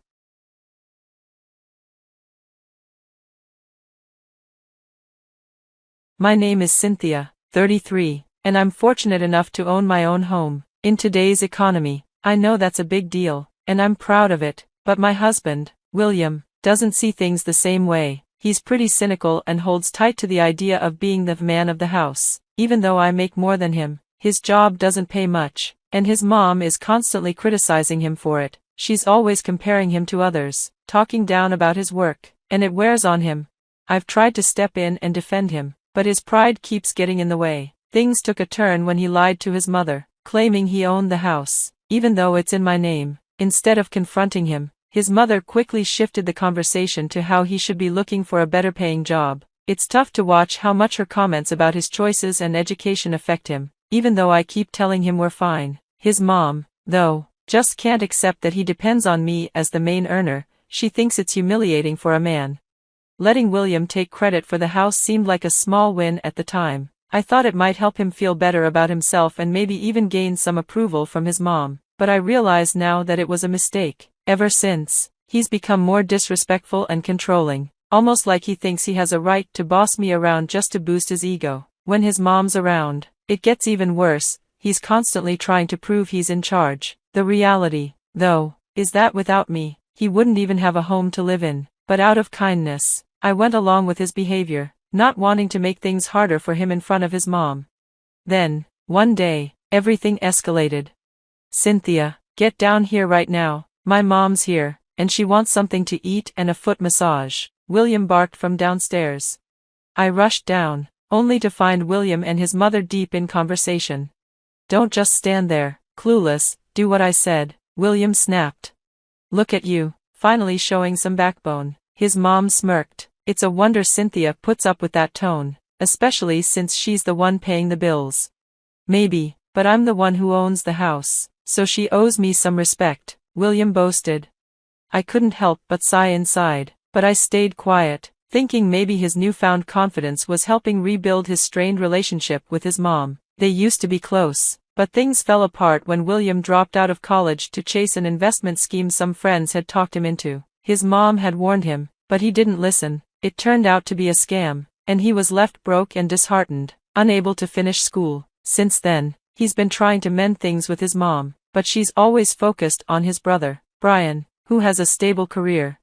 Speaking of Brian, he's coming over for dinner. Let's make sure there's enough food. He must be exhausted from his long day at the company. Janet, William's mother, added with a pointed tone. Janet often gripes to me about William, never hiding her disappointment. It's been 7 long months of this, and I was reaching my breaking point when she started in again, complaining about William's choices. Trying to be polite, I gave neutral responses, but it was wearing me down. Soon, Brian arrived, and William greeted him with obvious bitterness. As we gathered in the kitchen, Janet kept talking about how William needed to step up, and it became clear she had something serious on her mind. "Oh, we're not just here for a casual visit," she said as we sat down to dinner. "Brian and I have been talking, and we have something important to discuss with both of you." I felt a sinking feeling in my stomach, unsure of what was coming. After setting the table and saying grace, Janet finally got to the point.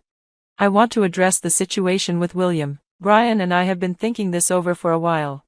"William?" Janet prompted. "Yes, Mom," William replied, tense. "As you know, your current job isn't exactly enough to support you," Brian chimed in bluntly. "Let's not sugarcoat this, Brian. What he's really saying is that with the job you have, it's not realistic for you to keep this house," Janet said bluntly. William and I were both caught off guard. "You're in a tough spot," Brian added. "Owning a house is a huge responsibility, and we don't want to see you struggle with the mortgage or risk losing it. That's why we think it would be best if I took over the ownership and put the house in my name. It would help avoid any problems down the line." "What? No way," William responded, shocked. "Why not? We're just trying to look out for you," Janet insisted. "I'm not a kid, Mom. I can handle owning a house. I don't need you treating me like I can't manage my own life." "William, don't be so defensive. Why don't you just get the title deed, and we can talk this over properly?" Janet suggested. William and I exchanged a quick glance. Janet and Brian didn't know I was the owner of the house. If they found the deed, it would blow William's lie wide open, and he'd have to face the truth. I realized the moment of truth was here. There was no more avoiding it. "You know, Janet, Brian, we appreciate your concern, but it's time we come clean about something," I said, hoping to finally bring the truth to light. "Come clean? What are you talking about?" Janet asked, her curiosity piqued. "Well, actually," William began nervously, "we don't exactly have the title deed on hand." I stared at him, disappointed. This was his chance to be honest, to come clean, and yet here he was, weaving another lie. I couldn't understand why he was making this worse. "I think we must have misplaced it while organizing the attic. You know how cluttered it is up there. It's probably buried somewhere in all that stuff," William stammered. "William, you're a homeowner. You should know where important documents like that are," Janet reprimanded. "Typical. I have no idea how you managed to buy this house in the first place," Brian chimed in, clearly unimpressed. "I'll find it. Just give me a couple of days to sort things out, okay?" William offered, trying to buy time. "Well, that's inconvenient. We were hoping to get this process moving, but fine. Let us know as soon as you locate it," Janet replied, her patience wearing thin. "Absolutely," William said, eager to end the conversation. Throughout this whole exchange, I stayed quiet, watching William dig himself deeper into his lies. This was his opportunity to step up, to own his mistakes, but instead, he chose the easy route, adding yet another falsehood. It's true what they say about lies: the more you tell, the harder they are to escape. After dinner, once Janet and Brian left, I confronted William. His decision to make things worse was beyond frustrating. "William, seriously, that wasn't necessary. You had the chance to come clean." "You always have something to say, Cynthia," William snapped. "I don't need a lecture. I'm not a child." "Then stop acting like one. You need to take responsibility. Lying isn't going to fix anything, and it's definitely not going to earn you anyone's respect." Stop nagging me, Cynthia. You act like you run everything around here, like I'm nothing without you. Do you even realize that? I took a breath, stunned by his sudden hostility. William, we both know the house isn't in your name, it's in mine. Maybe we should just be honest about that. You think you're in charge because your name's on a piece of paper? Let me remind you, I live here too. I'm the one taking care of things. I'll decide what happens in this house, and that includes the title deed. I'll put my name on it eventually, and it'll be settled. I'll just tell Mom it's taking longer than expected. Now, can you get the title for me? I stood there in disbelief. In all our 7 years of marriage, William had never spoken to me like that. His frustration, his constant need for his mother's approval, it all came to a head, and he lashed out. But that didn't make his behavior excusable. He was treating me like a subordinate, as though I had no say in this. As for me, I have a talent for being methodical and precise, especially when it comes to evening the score. Some might call it petty, but I see it as fair play. Still, in that moment, I realized that revenge wouldn't solve anything. Engaging in a shouting match would only escalate things, leading to more regret. So, I took a deep breath and followed the instructions as requested. But as I complied, I thought about teaching this ungrateful person a lesson. I went to our home office and quickly found the deed in the filing cabinet, proof of my responsibility as the homeowner. Instead of giving him the original, I decided to make a photocopy. The black and white version lacked the official color stamps and detailed markings, but that was part of my plan. I slipped the copy into his work bag and quietly secured the real one in my secret safe, far from William's reach. Later, I casually mentioned, I went ahead and put the deed in your work bag for tomorrow. I know you've got an early start, so I took care of it for you. Great, I'll need to contact the title company to get the process started, he said, none the wiser. The next day, while I was working, William called. Hey, you accidentally put a photocopy of the deed in my bag. I need the original. Oh, really? My mistake, I replied, feigning innocence. The guy here thinks I'm clueless and won't help with the copy. Also, since your name is on the deed, it'd be better if you got involved. Some of us have real jobs that need our focus. You know, we need to have proper meetings for this. Wait, what? Do you want my help or not? I shot back, already amused at his frustration. I could sense his growing irritation, but it didn't faze me. I was done letting him walk all over me, and it was time he felt some of the heat. He needed me more than ever now, and I had no intention of making it easy. Fine, I'll handle everything, I said. All right, goodbye. Our relationship was rapidly unraveling, and I was done being passive. William's rude behavior no longer got a free pass. Over the next week, William was on a wild goose chase, trying to track down the title deed. He tore through the office and even rummaged around the attic. Though we both knew the document wasn't there, desperation makes people do irrational things. Another week went by, and still no luck. William had taken time off from work just to continue his search. I'll admit, watching him stress over something I knew was safely tucked away gave me a small thrill, but remembering the cruel things he'd said made it easier to brush off any guilt. Meanwhile, he'd been ignoring calls from his mother, Janet, and brother, Brian. I wasn't surprised. He knew he was running out of time. One evening, Janet finally called me. Hi there, how are things going? She asked. I'm doing well, thanks. How about you two? We're good, but William hasn't been answering our calls. We've been trying to reach him about the title deed. Has he mentioned anything to you? I know he's been avoiding your calls. Is everything okay? Honestly, not really. He still hasn't found the deed. Oh, dear, he really needs to get more organized. That's what I told him, but he's not listening. Even Cynthia is getting fed up, and she's the most patient person I know. Brian and I are planning to come over tomorrow to help him search. Tell him to take the day off. There's no need for him to rush. Sure, I'll pass that along. But, of course, things didn't go as planned. Instead of resting, William woke up the next morning to find his mother and brother standing at his door, less than pleased. Are you seriously sleeping while we're here to help you? Unbelievable, Janet said, her tone sharp. Come on, man, Brian added. We both took time off to help, and you're just lying in bed? What's going on? William asked, clearly caught off guard. We told Cynthia we were coming over to assist, but apparently, that message didn't get through to you, Janet replied, annoyed. Don't put this on Cynthia, William snapped. If you'd answered your phone, none of this would have happened. Why weren't you answering? Brian pressed. I was asleep, but fine, let's get this started. I have the deed right here. At that moment, I stood in the doorway, everyone's attention shifting to me. I couldn't let Janet and Brian waste their time searching for something that wasn't lost. It was time for the truth, along with a little discomfort for William, as payback for all the hurtful things he'd said. Why didn't you tell me about their visit? I've been exhausted from searching for the deed all this time. And what about the ownership document? Why wasn't that mentioned? The truth is, there's something important you all need to know. Don't you dare interrupt me. William doesn't actually own this house. I do. What? Yes, my name is on the deed, not William's. He's been deceiving everyone, and I went along with it because I loved him. But lately, his behavior has become concerning, so I think it's time everyone knows the truth. Is this true, William? No, Mom, she's lying.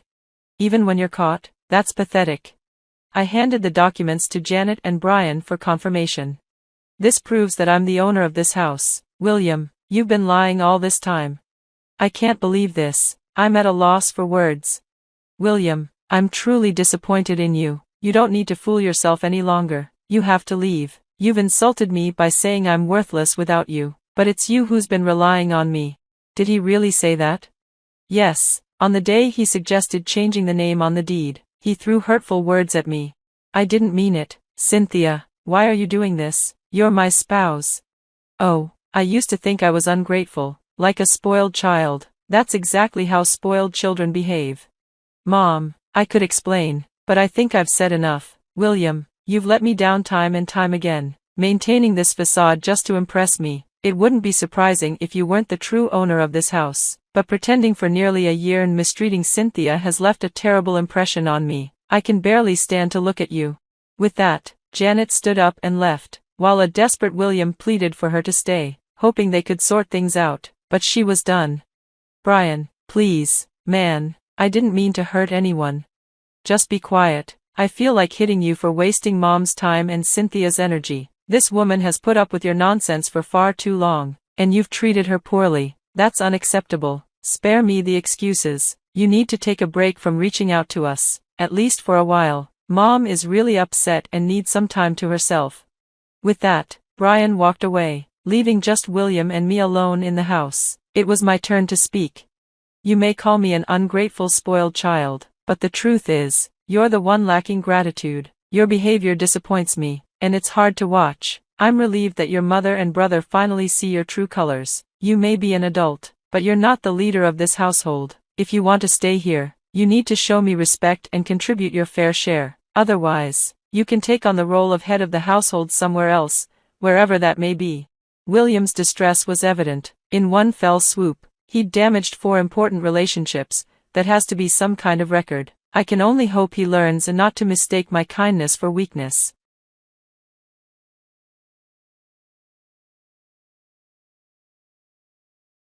Hi, I'm Betty, a 32-year-old woman who recently broke free from a toxic marriage. Leaving my ex-husband was like reclaiming my life. Let me tell you about Henry, my ex. We met on a blind date set up by a mutual friend. Henry was everything I imagined in a partner: charming, good-looking, and fun to be around. For 8 months, we enjoyed casual dating, filled with laughter and adventures, before officially becoming a couple. 2 years in, we decided to move in together, and that's when I first learned about Henry's financial struggles. Despite my attempts to help, his career didn't improve much, but at the time, it didn't seem like a big issue since he was managing on his own. 5 years into our relationship, we decided to get married and bought a house together. The mortgage was in my name because my credit score was stronger, a decision I'm incredibly grateful for now. However, about 3 years into the marriage, Henry began to change. He became demanding, neglecting the household chores he once shared with me, always using work as an excuse. It was a far cry from the balanced partnership we'd once had. I understood how exhausting work could be, so I took on more of the household responsibilities. But over time, it became overwhelming. I brought it up with Henry several times, and he always promised to help, but the effort never lasted more than a few weeks before he'd slip back into his old habits. Despite the frustration, I kept pushing it aside out of love for him. determined to make our marriage work. This cycle dragged on for about 5 years. Our relationship started to suffer in other ways, too. There were fewer outings, and the fun we used to have together seemed like a distant memory. I was too tired to enjoy life outside of work and managing the home. Then, one day, I discovered the ultimate betrayal. Henry had left his phone unlocked, and I accidentally saw a message from someone named Carol, asking when he would leave his pathetic wife to meet her at a motel. My heart sank. I never thought Henry would cheat. Our marriage had seemed solid. He always greeted me with a smile, and we rarely fought. I decided to confront him that night. I didn't touch his phone. I wanted him to know that I had seen it. When he came out of the shower and checked his messages, he knew I knew. "We need to talk," I said. "I don't think we should," Henry replied, avoiding eye contact. "Who is she?" "You saw the message. You know her name." "How long has this been going on?" 2 years. "Let's not do this right now." 2 years? Why, Henry, why would you do this? "I don't know," he muttered. "I guess I just missed the excitement, the thrill of dating someone who's on the same wavelength as me." "Excuse me, so I'm not on the same page as you anymore?" "You've changed, Betty. You never want to go out, and when we do, it's boring. You're always exhausted, and our intimate life, it's barely there."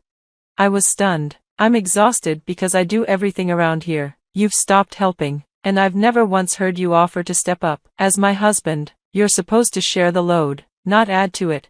I told you to quit your job, but you wouldn't. That doesn't mean I should handle everything by myself, and cheating on me, that's your solution?"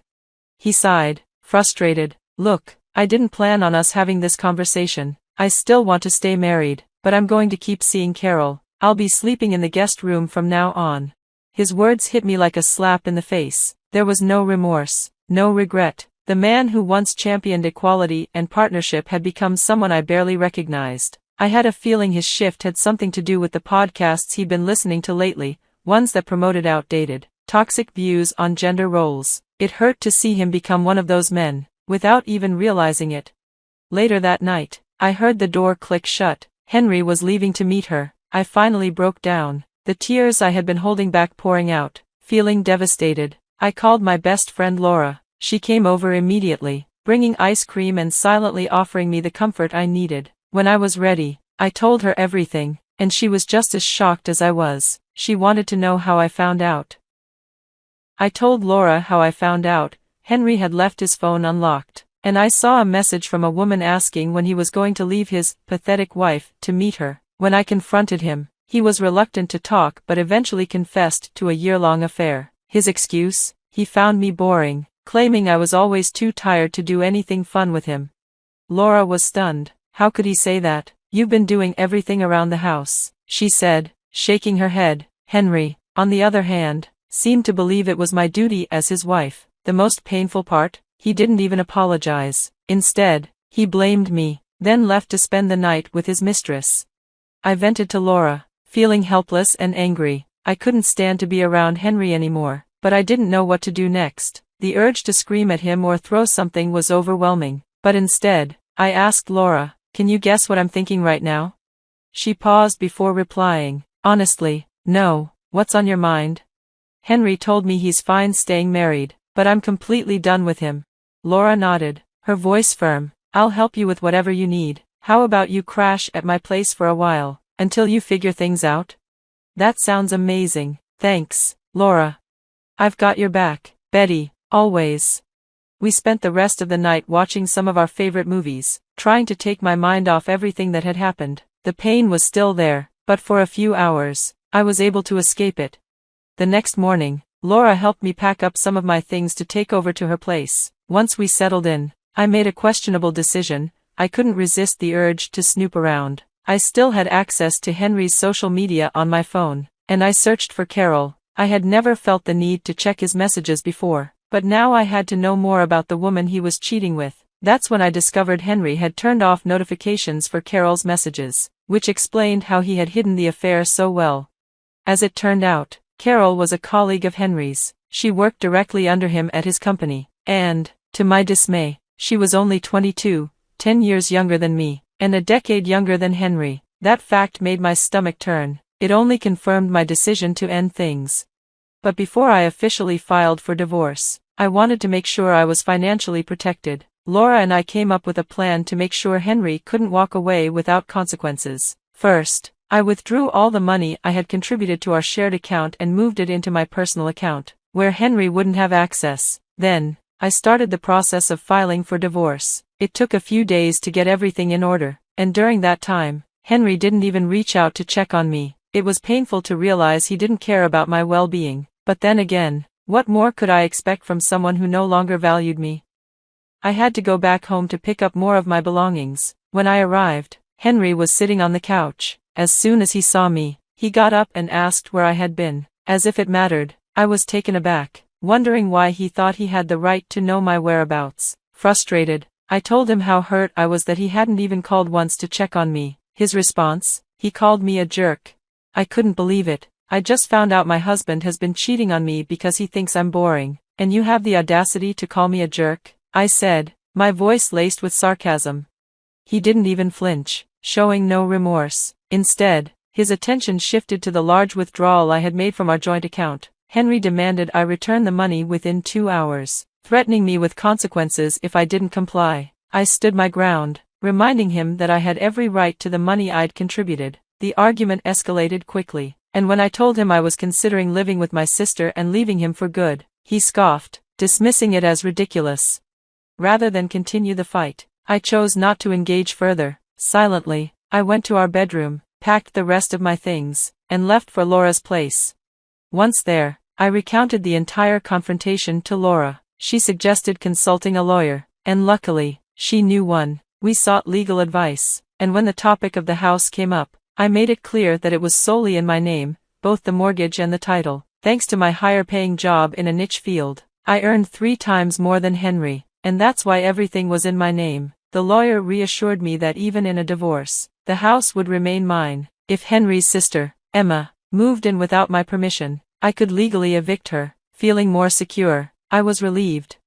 The next morning, Henry called to inform me that his sister had moved in, claiming it was because I hadn't returned the money. Despite his frustration, I stayed calm, following my lawyer's advice to record all our conversations for future evidence. I quickly devised a plan. I would serve Emma an eviction notice, and if she refused to leave, I'd take her to court. Knowing her history of hostility towards me, I anticipated a legal battle. Emma and I had never gotten along. She always tried to outshine me, and her jealousy was obvious. Whenever she visited, she would quietly take my expensive clothes, shoes, and skincare products. Henry always made excuses for her, insisting that I let it slide because she deserved to enjoy some luxury in her life. I hated it, but for a while, I let it go to keep the peace.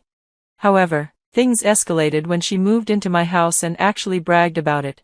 "Hey Betty, what's up? Remember when you banned me from visiting?" she said, her tone dripping with smugness. "Yeah, because you stole thousands of dollars worth of my stuff," I replied. "Who cares about that? Guess where I am now?" "I heard you moved in," Henry told me. "That's right, I've got this big, beautiful house all to myself. Looks like you're the one without a home now." I didn't let her get to me. "Actually, I still own the house. I've already sent you an eviction notice. You've got 5 days to move out." She laughed. "Evict me? This is my brother's place, and he said I could stay. I'm not going anywhere." "It's not his property, Emma. The house is mine, and he has no authority here." "Wow, you really love the sound of your own voice, don't you? No wonder my brother found someone else." I hung up after hearing her laugh. I didn't have time to argue. I'd given her fair warning, and if she didn't leave within 5 days, I was prepared to take legal action. Sure enough, an hour later, Henry called, furious about the eviction notice. I didn't engage with him either. Over the next 5 days, 2 major events occurred. First, I served Henry with divorce papers, which he chose to contest. Second, Emma didn't move out, so I legally served her with a court summons. Emma was shocked when she realized the house wasn't in Henry's name, but mine. She accused me of tricking her, but I reminded her that I had given her ample warning. In court, my lawyer presented all the evidence, the eviction notices, recorded phone calls, and proof that I had repeatedly asked her to leave. Squatting laws in my state are strict, and Emma was charged with a Class A misdemeanor and fined $800. Watching her get defeated in court after years of her petty behavior was incredibly satisfying. Once the legal matters were settled, Henry and Emma showed up at Laura's house, confronting me as if I had wronged them. They accused me of mistreating Emma, but I stood my ground, reminding them that Emma had been stirring up trouble for years. The satisfaction of putting an end to it all made every bit of waiting worth it. When Henry tried to justify his actions, claiming he only got involved because Emma had nowhere else to go, I shut him down. You dragged her into this, Henry. That was your choice, not mine. I was just helping her out, and when things between us started to fall apart, the house became an option. If we hadn't broken up, she might have secretly moved in anyway. Spare me the details, I said, cutting him off. I've heard enough. I'll see you in court. Emma, always eager to stir the pot, asked, how did the house end up in your name? I couldn't help but laugh at her naivety. Your brother's name isn't on any of the paperwork. I've been paying the mortgage and covering the repairs for the last 6 years. No matter how hard he fights it in court, he's not getting a cent from this house. All he'll walk away with is a legal bill. I'm sure you set him up, Emma shot back. I gave her a cold smile. I didn't need to. Your brother likes to play the boss at home, but when it comes to real responsibility, he vanishes. Thankfully, I won't have to deal with this circus anymore. Goodbye. With that, I firmly closed the door, marking the end of our interactions. Over the next few weeks, Henry tried to stake his claim on everything we owned, but I wasn't worried. I had receipts for all the furniture and belongings, and Henry could only take what he'd actually paid for, which wasn't much.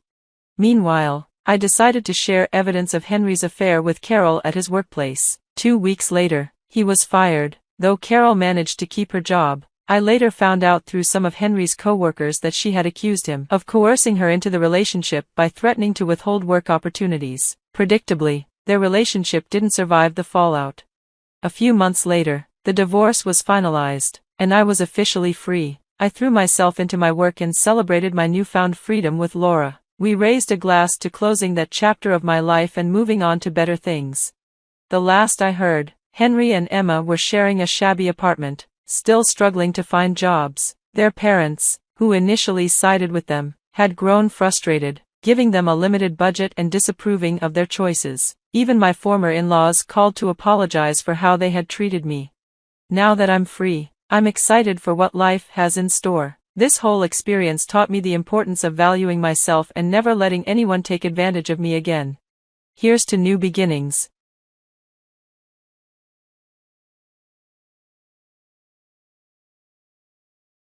I'm Nancy, a 39-year-old working mother, and I married my college sweetheart, Kevin, when I was 24. Now, our son Samuel is 9, and while I once imagined our marriage would sail smoothly, the reality has been far more unpredictable. Recently, Kevin mentioned a New Year's gathering at my parents' house, casually asking for my help with preparations. As I flipped through some cherished family photos, my thoughts drifted to Kevin's words, and a familiar heaviness settled over me. To him, it might just be another New Year's celebration, but for me, it carries a weight that's hard to bear. The annual event at my in-laws has become the most trying day of the year since we tied the knot. Dealing with my mother-in-law's constant barbs and unsolicited visits has been an exhausting battle. The New Year's gathering only amplifies this struggle. Even though it occurs less frequently, it is fraught with tension. For me, intense translates to a day of relentless emotional turmoil. In past gatherings, my mother-in-law's usually passive-aggressive comments turned sharply critical when I prepared the food. I remember her polite yet cutting remark, "Is this what you feed my son every day? It looks awful." I suggested she skip eating if she was unhappy, but her critiques persisted, culminating in embarrassment as she served the same dishes she had disparaged to our arriving guests. As I jumped through hoops to meet her demands, Kevin sat nearby, visibly frustrated but entirely uninvolved. I felt as if I was mentally preparing for a boxing match, just trying to survive another year of this daunting New Year's gathering. Just when I thought I could forget about the upcoming event, my phone buzzed with an incoming call from my mother-in-law. Ignoring it, I flipped the phone face down. The ringing stopped, bringing a momentary sense of relief, but it was short-lived as the landline rang next. I sighed, knowing all too well who was calling. "Hello?" I answered reluctantly. "You took your sweet time picking up," she exclaimed, disregarding my attempt to explain my busyness. I was left with no choice but to apologize. she announced her plans for another New Year's gathering, insisting I arrive early to help. While I didn't mind lending a hand, I couldn't help but wonder why Kevin was never expected to pitch in. When I brought it up, she quickly defended him, citing his work commitments and dismissing any notion of him taking on household or childcare responsibilities.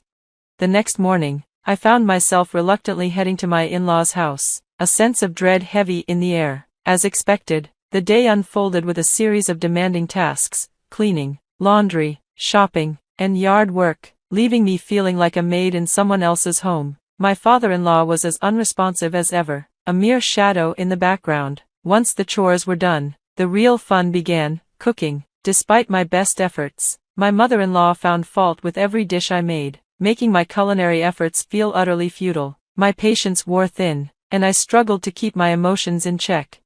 The breaking point came when relatives arrived, leaving me drained and without a moment to eat amid the chaos. By the end of the day, I felt like a walking zombie, drained of any positive memories from these gatherings. Each year, I dreaded this annual ordeal, clinging to the thought that at least I only had to endure it once. As I watched Kevin effortlessly mingle and enjoy himself, I couldn't help but sigh deeply, reflecting on the exhausting nature of this day.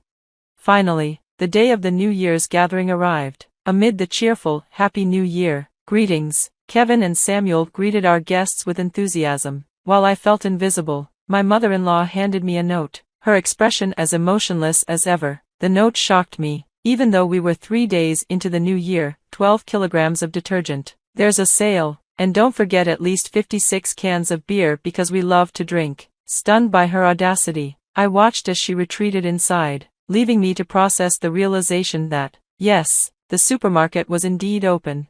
Kevin, my silent cry for help, was drowned out by the alcohol he'd already consumed. With a resigned sigh, I set out to tackle the unexpected shopping list. When I returned, struggling with heavy bags, the lively atmosphere inside contrasted sharply with my exhaustion. Samuel greeted me with a smile, a brief moment of relief in the madness. As I settled down, my eyes fell on an extravagant sushi platter gracing the table, filled with high-end delicacies like tuna, shrimp, and salmon. A sinking feeling hit me. There was no platter set aside for me. As the conversation flowed around me, I sat next to Samuel, quietly contemplating the absence of my share. When he offered to share his food, I couldn't bring myself to accept a child's offering. My mother-in-law casually acknowledges her forgetfulness and reappears with a box labeled "Yours." To my shock, it's a haphazardly packed sushi box from the supermarket, marked down to $9 due to its impending expiration. As I take in the sight, my anger simmers. Everyone else indulges in high-end sushi while I'm left with this cheap alternative. Kevin and my mother-in-law share a laugh at my expense, while the other relatives and my father-in-law shift uncomfortably but say nothing. The heavy shopping burden was merely the opening act. This blatant disregard for my feelings has become the main event of the annual humiliation.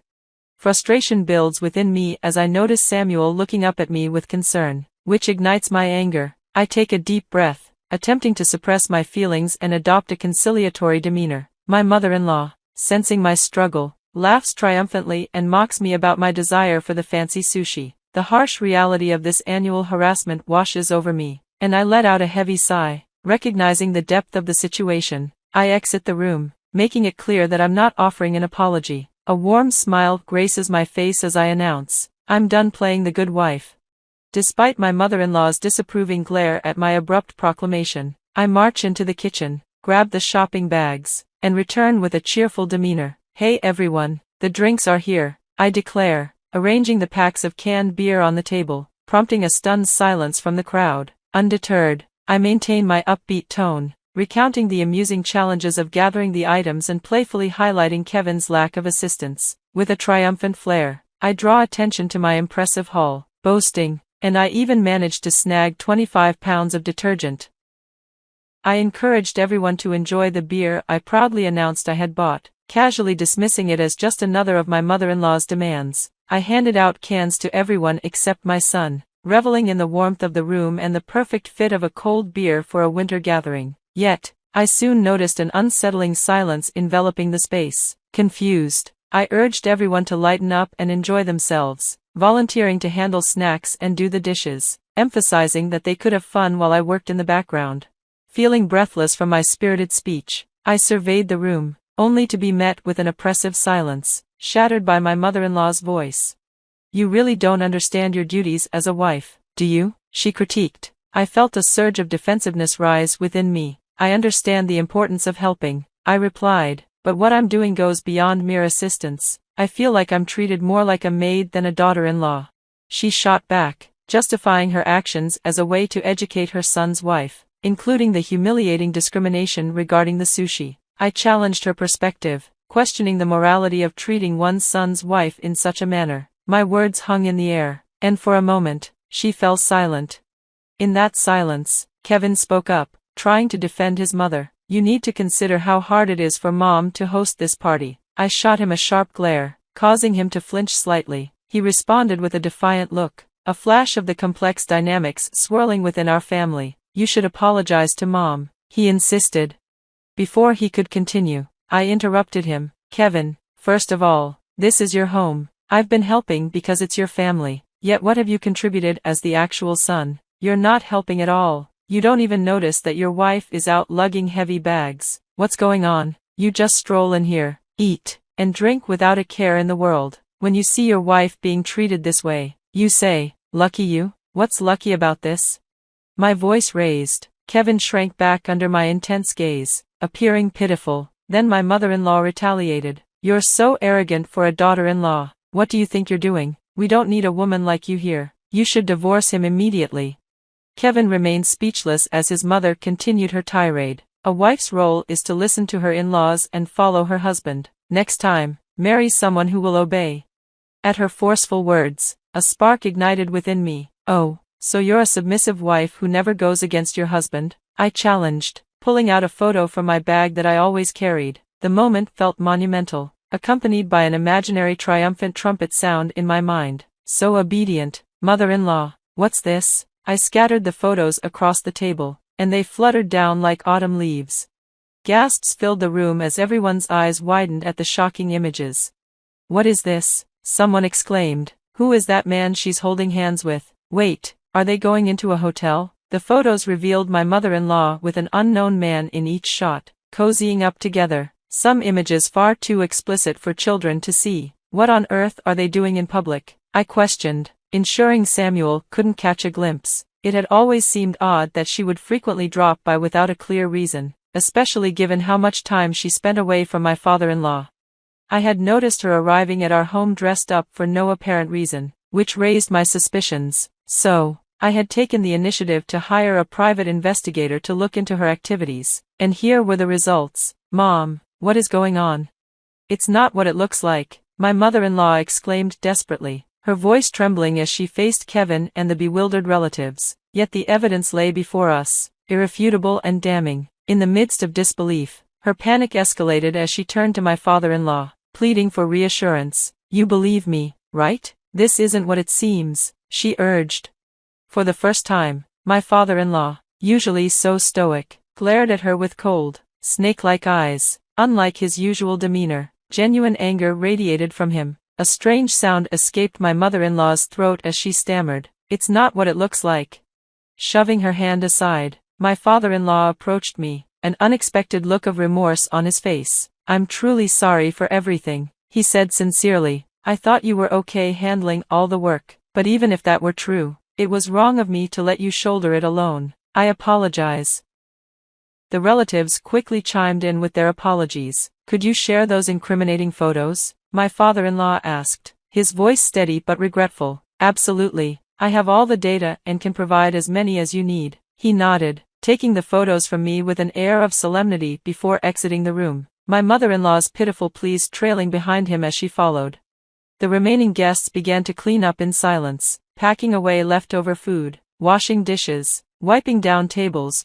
What had once been my solitary burden transformed into a collaborative effort. The shared labor proved not only easier but incredibly fulfilling, a stark contrast to the emotional weight I'd carried alone for so long.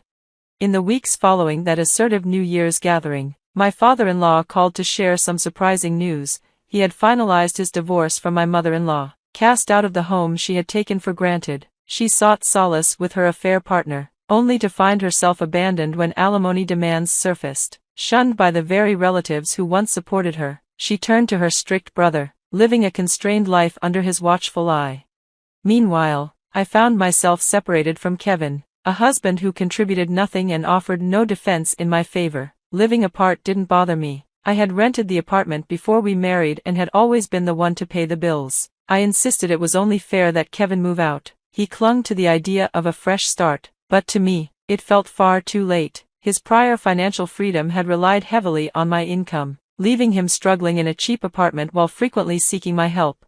Unmoved by his pleas, I continued to ignore them. Interestingly, Samuel, my son, didn't seem to mind his father's absence at all. It underscored how little Kevin had been involved in our lives. As Samuel animatedly discussed school with a bright smile, I realized my path was becoming clear. Together, we were about to embark on a new chapter, one full of promise and independence. Samuel.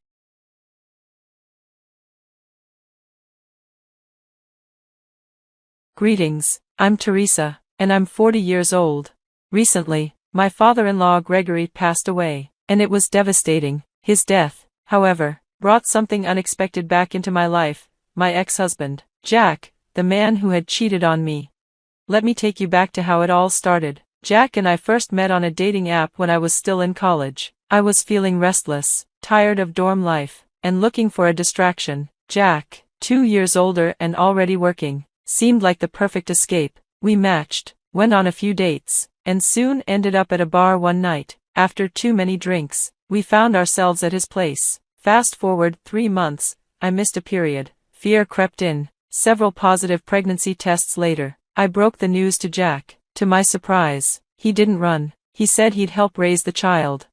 Over the following months, Jack transformed. He became attentive, caring, and gentle, making me fall for him hard. When I proposed, he didn't hesitate to say yes. My family, however, was a different story. They've always been overprotective, and neither the pregnancy nor the engagement sat well with them. During Jack's first meeting with my family, I could feel their disapproval. My mother, in particular, was blunt. We love you, and we care for you, but I don't think this boy is the right one. I knew part of it was because of the pregnancy. She added, we're not thrilled you're pregnant at 17, but it's your choice. We're concerned more about Jack. He may not be the right fit for you.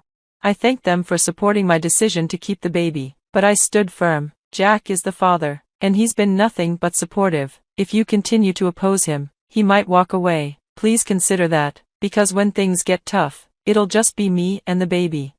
Though they trusted me, I could feel their disappointment. Jack and I left, and I carried the weight of their mistrust with me. I thought about uninviting them from the wedding, but Jack convinced me otherwise. Looking back, maybe I should have listened to my mother. Maybe I was just scared of facing single parenthood alone.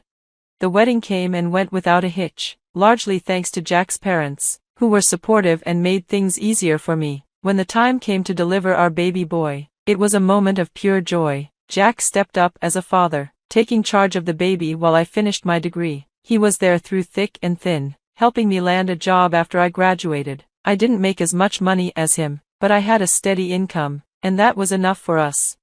Our son, Jack Jr., was growing up into a beautiful little boy. His first steps, his first words, those were moments of happiness we shared as a family. Despite the ups and downs, we always managed to communicate and co-parent effectively. We had built a life together, and for a decade, we were a happy family. But everything changed one evening. I came home from work and found Jack in bed with another woman. My heart shattered. I packed my things and left that night, moving in with a friend and making arrangements for our son. The next day, I filed for divorce and sought custody, along with child support. When I handed Jack the divorce papers, he was furious, demanding we keep things amicable. But after his betrayal, there was no going back.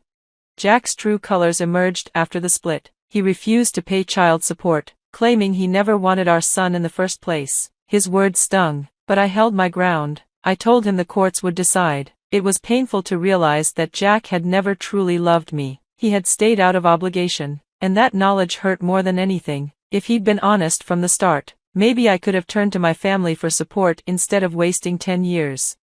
The court hearings were tough, but I fought back against Jack's accusations that I had trapped him into marriage. In the end, the court ordered him to pay child support starting in 2 months. Despite the emotional scars from the divorce, I was relieved. at least my son would have the financial support he needed. I've come to terms with the fact that Jack wasn't the man I thought he was, but I'm stronger now, for me, and for my son. Life moves forward. A week had passed since the divorce, and as the new month rolled in, it was time for Jack to provide child support. Unfortunately, I found myself unable to reach him. Despite multiple attempts, his phone seemed to be out of service, and he had blocked me on all social media platforms. Even after creating a new account, I discovered I was blocked again. Desperate for answers, I called his workplace, only to learn that he had resigned 2 weeks prior and was relocating overseas. Anxiety surged through me as I consulted my lawyer about how to proceed with a spouse who had vanished from the country. The lawyer suggested that if we could locate Jack, we could strengthen the child support order. The problem was, I had no idea where he was. My lawyer mentioned the possibility of involving government resources, but it sounded like a long, expensive, and unpredictable process. With no knowledge of Jack's whereabouts, I was left to navigate parenthood alone, and my emergency savings were dwindling.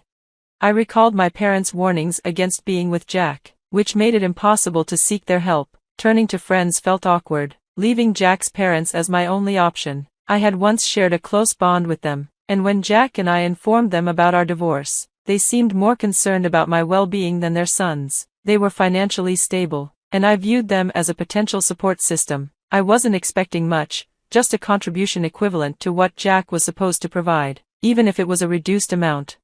Reluctantly, I chose to handle things on my own for as long as I could. 5 months passed, and I faced mounting challenges just to pay the bills. By the end of the month, I struggled to provide food for my son. Despite the hardship, I clung to the hope that things would improve and began to let go of the idea of asking Jack's parents for help.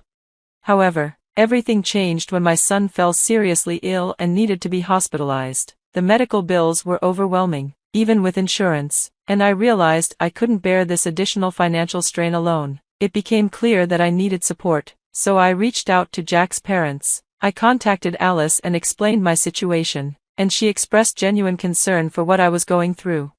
When I shared Jack's absence and the reasons behind it, they were taken aback and regretted not reaching out sooner. Without hesitation, they invited me to their home and reassured me that they would help. Grateful for their kindness, I accepted their offer, knowing Alice was eager to lend a hand. A wave of relief washed over me, and once my tears subsided, I quickly packed a small suitcase for both my son and me. We headed to Alice and Gregory's house, where Alice greeted us with warm hugs at the door, and Gregory welcomed us with enthusiasm.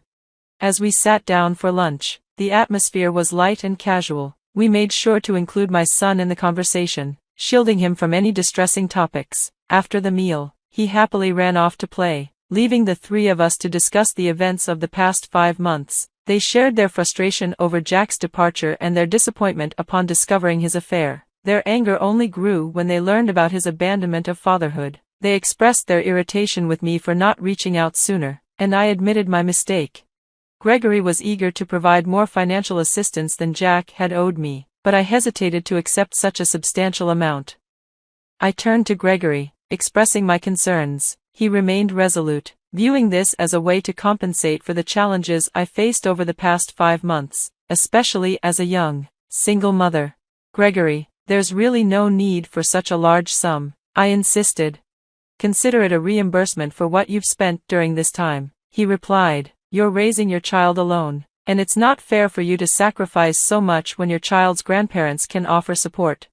Gregory held his ground, insisting, there's no limit when it comes to you both. All we ask is one favor in return.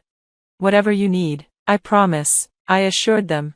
He emphasized the importance of staying in touch. They wanted me to promise that if I ever needed anything, no matter what, I should reach out to them. I willingly agreed, and they comforted me, saying, we don't want either of you to struggle. Thank you for bringing us closer to our grandchild. It means a lot. Things had been looking up lately, and I realized how crucial financial stability was. During my marriage to Jack, we struggled to make ends meet, but now, with more stability, I could provide my son with so many opportunities. Years passed, and my son grew into a remarkable young man, forming a strong bond with his grandparents. Every weekend, we enjoyed family outings, making unforgettable memories together. Our lives thrived thanks to Gregory and Alice's unwavering support and my improved job situation. 5 years after Jack left, my son started working. However, shortly after, Gregory's health declined. He suffered a stroke but received prompt medical care and made a recovery. Determined to set his affairs in order, Gregory began updating his will, and I helped him through the process. 3 months after my son turned 16, tragedy struck. Gregory had a heart attack and passed away before help could arrive. It was devastating to realize that had we recognized the signs just moments earlier, he might still be with us. His funeral took place a week later, and we gradually shared the heartbreaking news with Gregory and Alice's extended family. Alice was deeply affected, so my son and I took on most of the responsibilities. We felt it was the least we could do. The funeral was a solemn occasion, attended by many who came to pay their respects. It was heartwarming to see the love for Gregory and to witness Alice's smile return as she reconnected with family. Although my son and I were largely unknown to those present, we were comforted by the warmth and support that surrounded us during this difficult time. A week later, we gathered at Alice's house to go over Gregory's will. Just as we began, Jack unexpectedly appeared at the front door. I was the one to answer, and seeing him there made my stomach drop. A wave of emotions washed over me: anger, shock, disbelief. I struggled to find my voice. Jack barely acknowledged me as he strode past and entered the house. After collecting myself, I firmly closed the door and approached him in the living room. Alice gasped in surprise at his arrival, her expression pale. I decided to confront him directly, asking, "What are you doing here? As far as I know, they're no longer your in-laws. You're the one who left and cut ties with your family. Now you show up just for your inheritance? That's pretty low." Jack replied, "I'm here to claim what's rightfully mine." "Seriously? You vanished for 8 years, leaving me to raise our child alone, and didn't even check on your parents. Now you're back only for the inheritance? What is wrong with you?" I shot back. "Why should you care about me? I'm still entitled to my share, and your words won't change that. Can I see the will, Mom?" Jack demanded. "What about the things Dad promised to leave me? He said I'd get half of everything he owns. I just want to know if he followed through and when I can expect my share." As I reviewed the will, I discovered that Jack was not mentioned at all. Gregory had chosen to communicate his wishes through a letter. Jack's reaction was one of frustration, and I couldn't help but feel a sense of satisfaction as his indifferent expression morphed into anger. I was all too familiar with the contents of that letter. I had helped Gregory draft it. The letter expressed his disappointment and frustration with Jack. In it, Gregory conveyed his commitment to guiding Jack toward becoming a better person, emphasizing the values of loyalty and accountability. He outlined the support he had provided to my son and me since Jack's departure, and he explained his intention to divide his estate into 3 shares, one for Jack, one for Alice, and one for our son. However, since Jack was absent, he planned to reallocate Jack's share to us and donate the remainder to a charity supporting single mothers. Watching Jack's growing frustration, I struggled to suppress a chuckle. His face turned red as his irritation mounted. It was almost comical that he thought he was entitled to inherit anything from his father. Gregory, a man of principles, believed in accountability and made sure everyone faced the consequences of their actions, something he had done with Jack's past mistakes. It was disheartening to realize that Gregory had altered his will because he understood Jack so well, predicting that Jack would return only for the inheritance. When Jack approached me, fuming and blaming me for talking to Gregory, I assured him that I hadn't swayed Gregory's decisions. I emphasized that Jack was responsible for his own actions, and it was Gregory's choice to exclude him from the will. Despite Jack's threats to contest his father's will, I stood firm, reiterating that I had no role in those choices. "I will rightfully receive what belongs to me. Go ahead and contest it. I have solid evidence that you broke court orders by leaving the country, and I can prove that Gregory used funds from your share to support his grandchild. If you pursue this, you could face fines or even jail time." "Jack, please be quiet. If you're finished, I kindly ask you to leave. You've taken enough from me, but it's all due to your own actions. Leave now, or I'll call the police. We're already struggling with Gregory's loss, and your attitude is making this so much harder. Please go." Jack stormed out, hurling insults as he left. Alice looked ready to confront him, but I managed to calm her down. Thankfully, my son wasn't with us that day. I doubted he would have handled Jack's behavior as well as I did. I have no idea what became of Jack after that, and honestly, I'm not concerned. The The legacy Gregory left for my son is substantial, enough to cover his college expenses without the burden of loans. I'm grateful for Gregory's foresight. Once my son starts college, Alice and I are considering a short getaway, just the two of us. We've faced many challenges together, and we feel it's time to embrace some joy. Things are finally taking a positive turn in our lives. After everything Jack put me through, I never imagined my life would unfold this way, but here I am. Remember, no matter how much you try to evade the consequences of your actions, they will eventually catch up with you, even if it takes a while. Be kind, do good for those around you, and you'll discover the joy that life has to offer.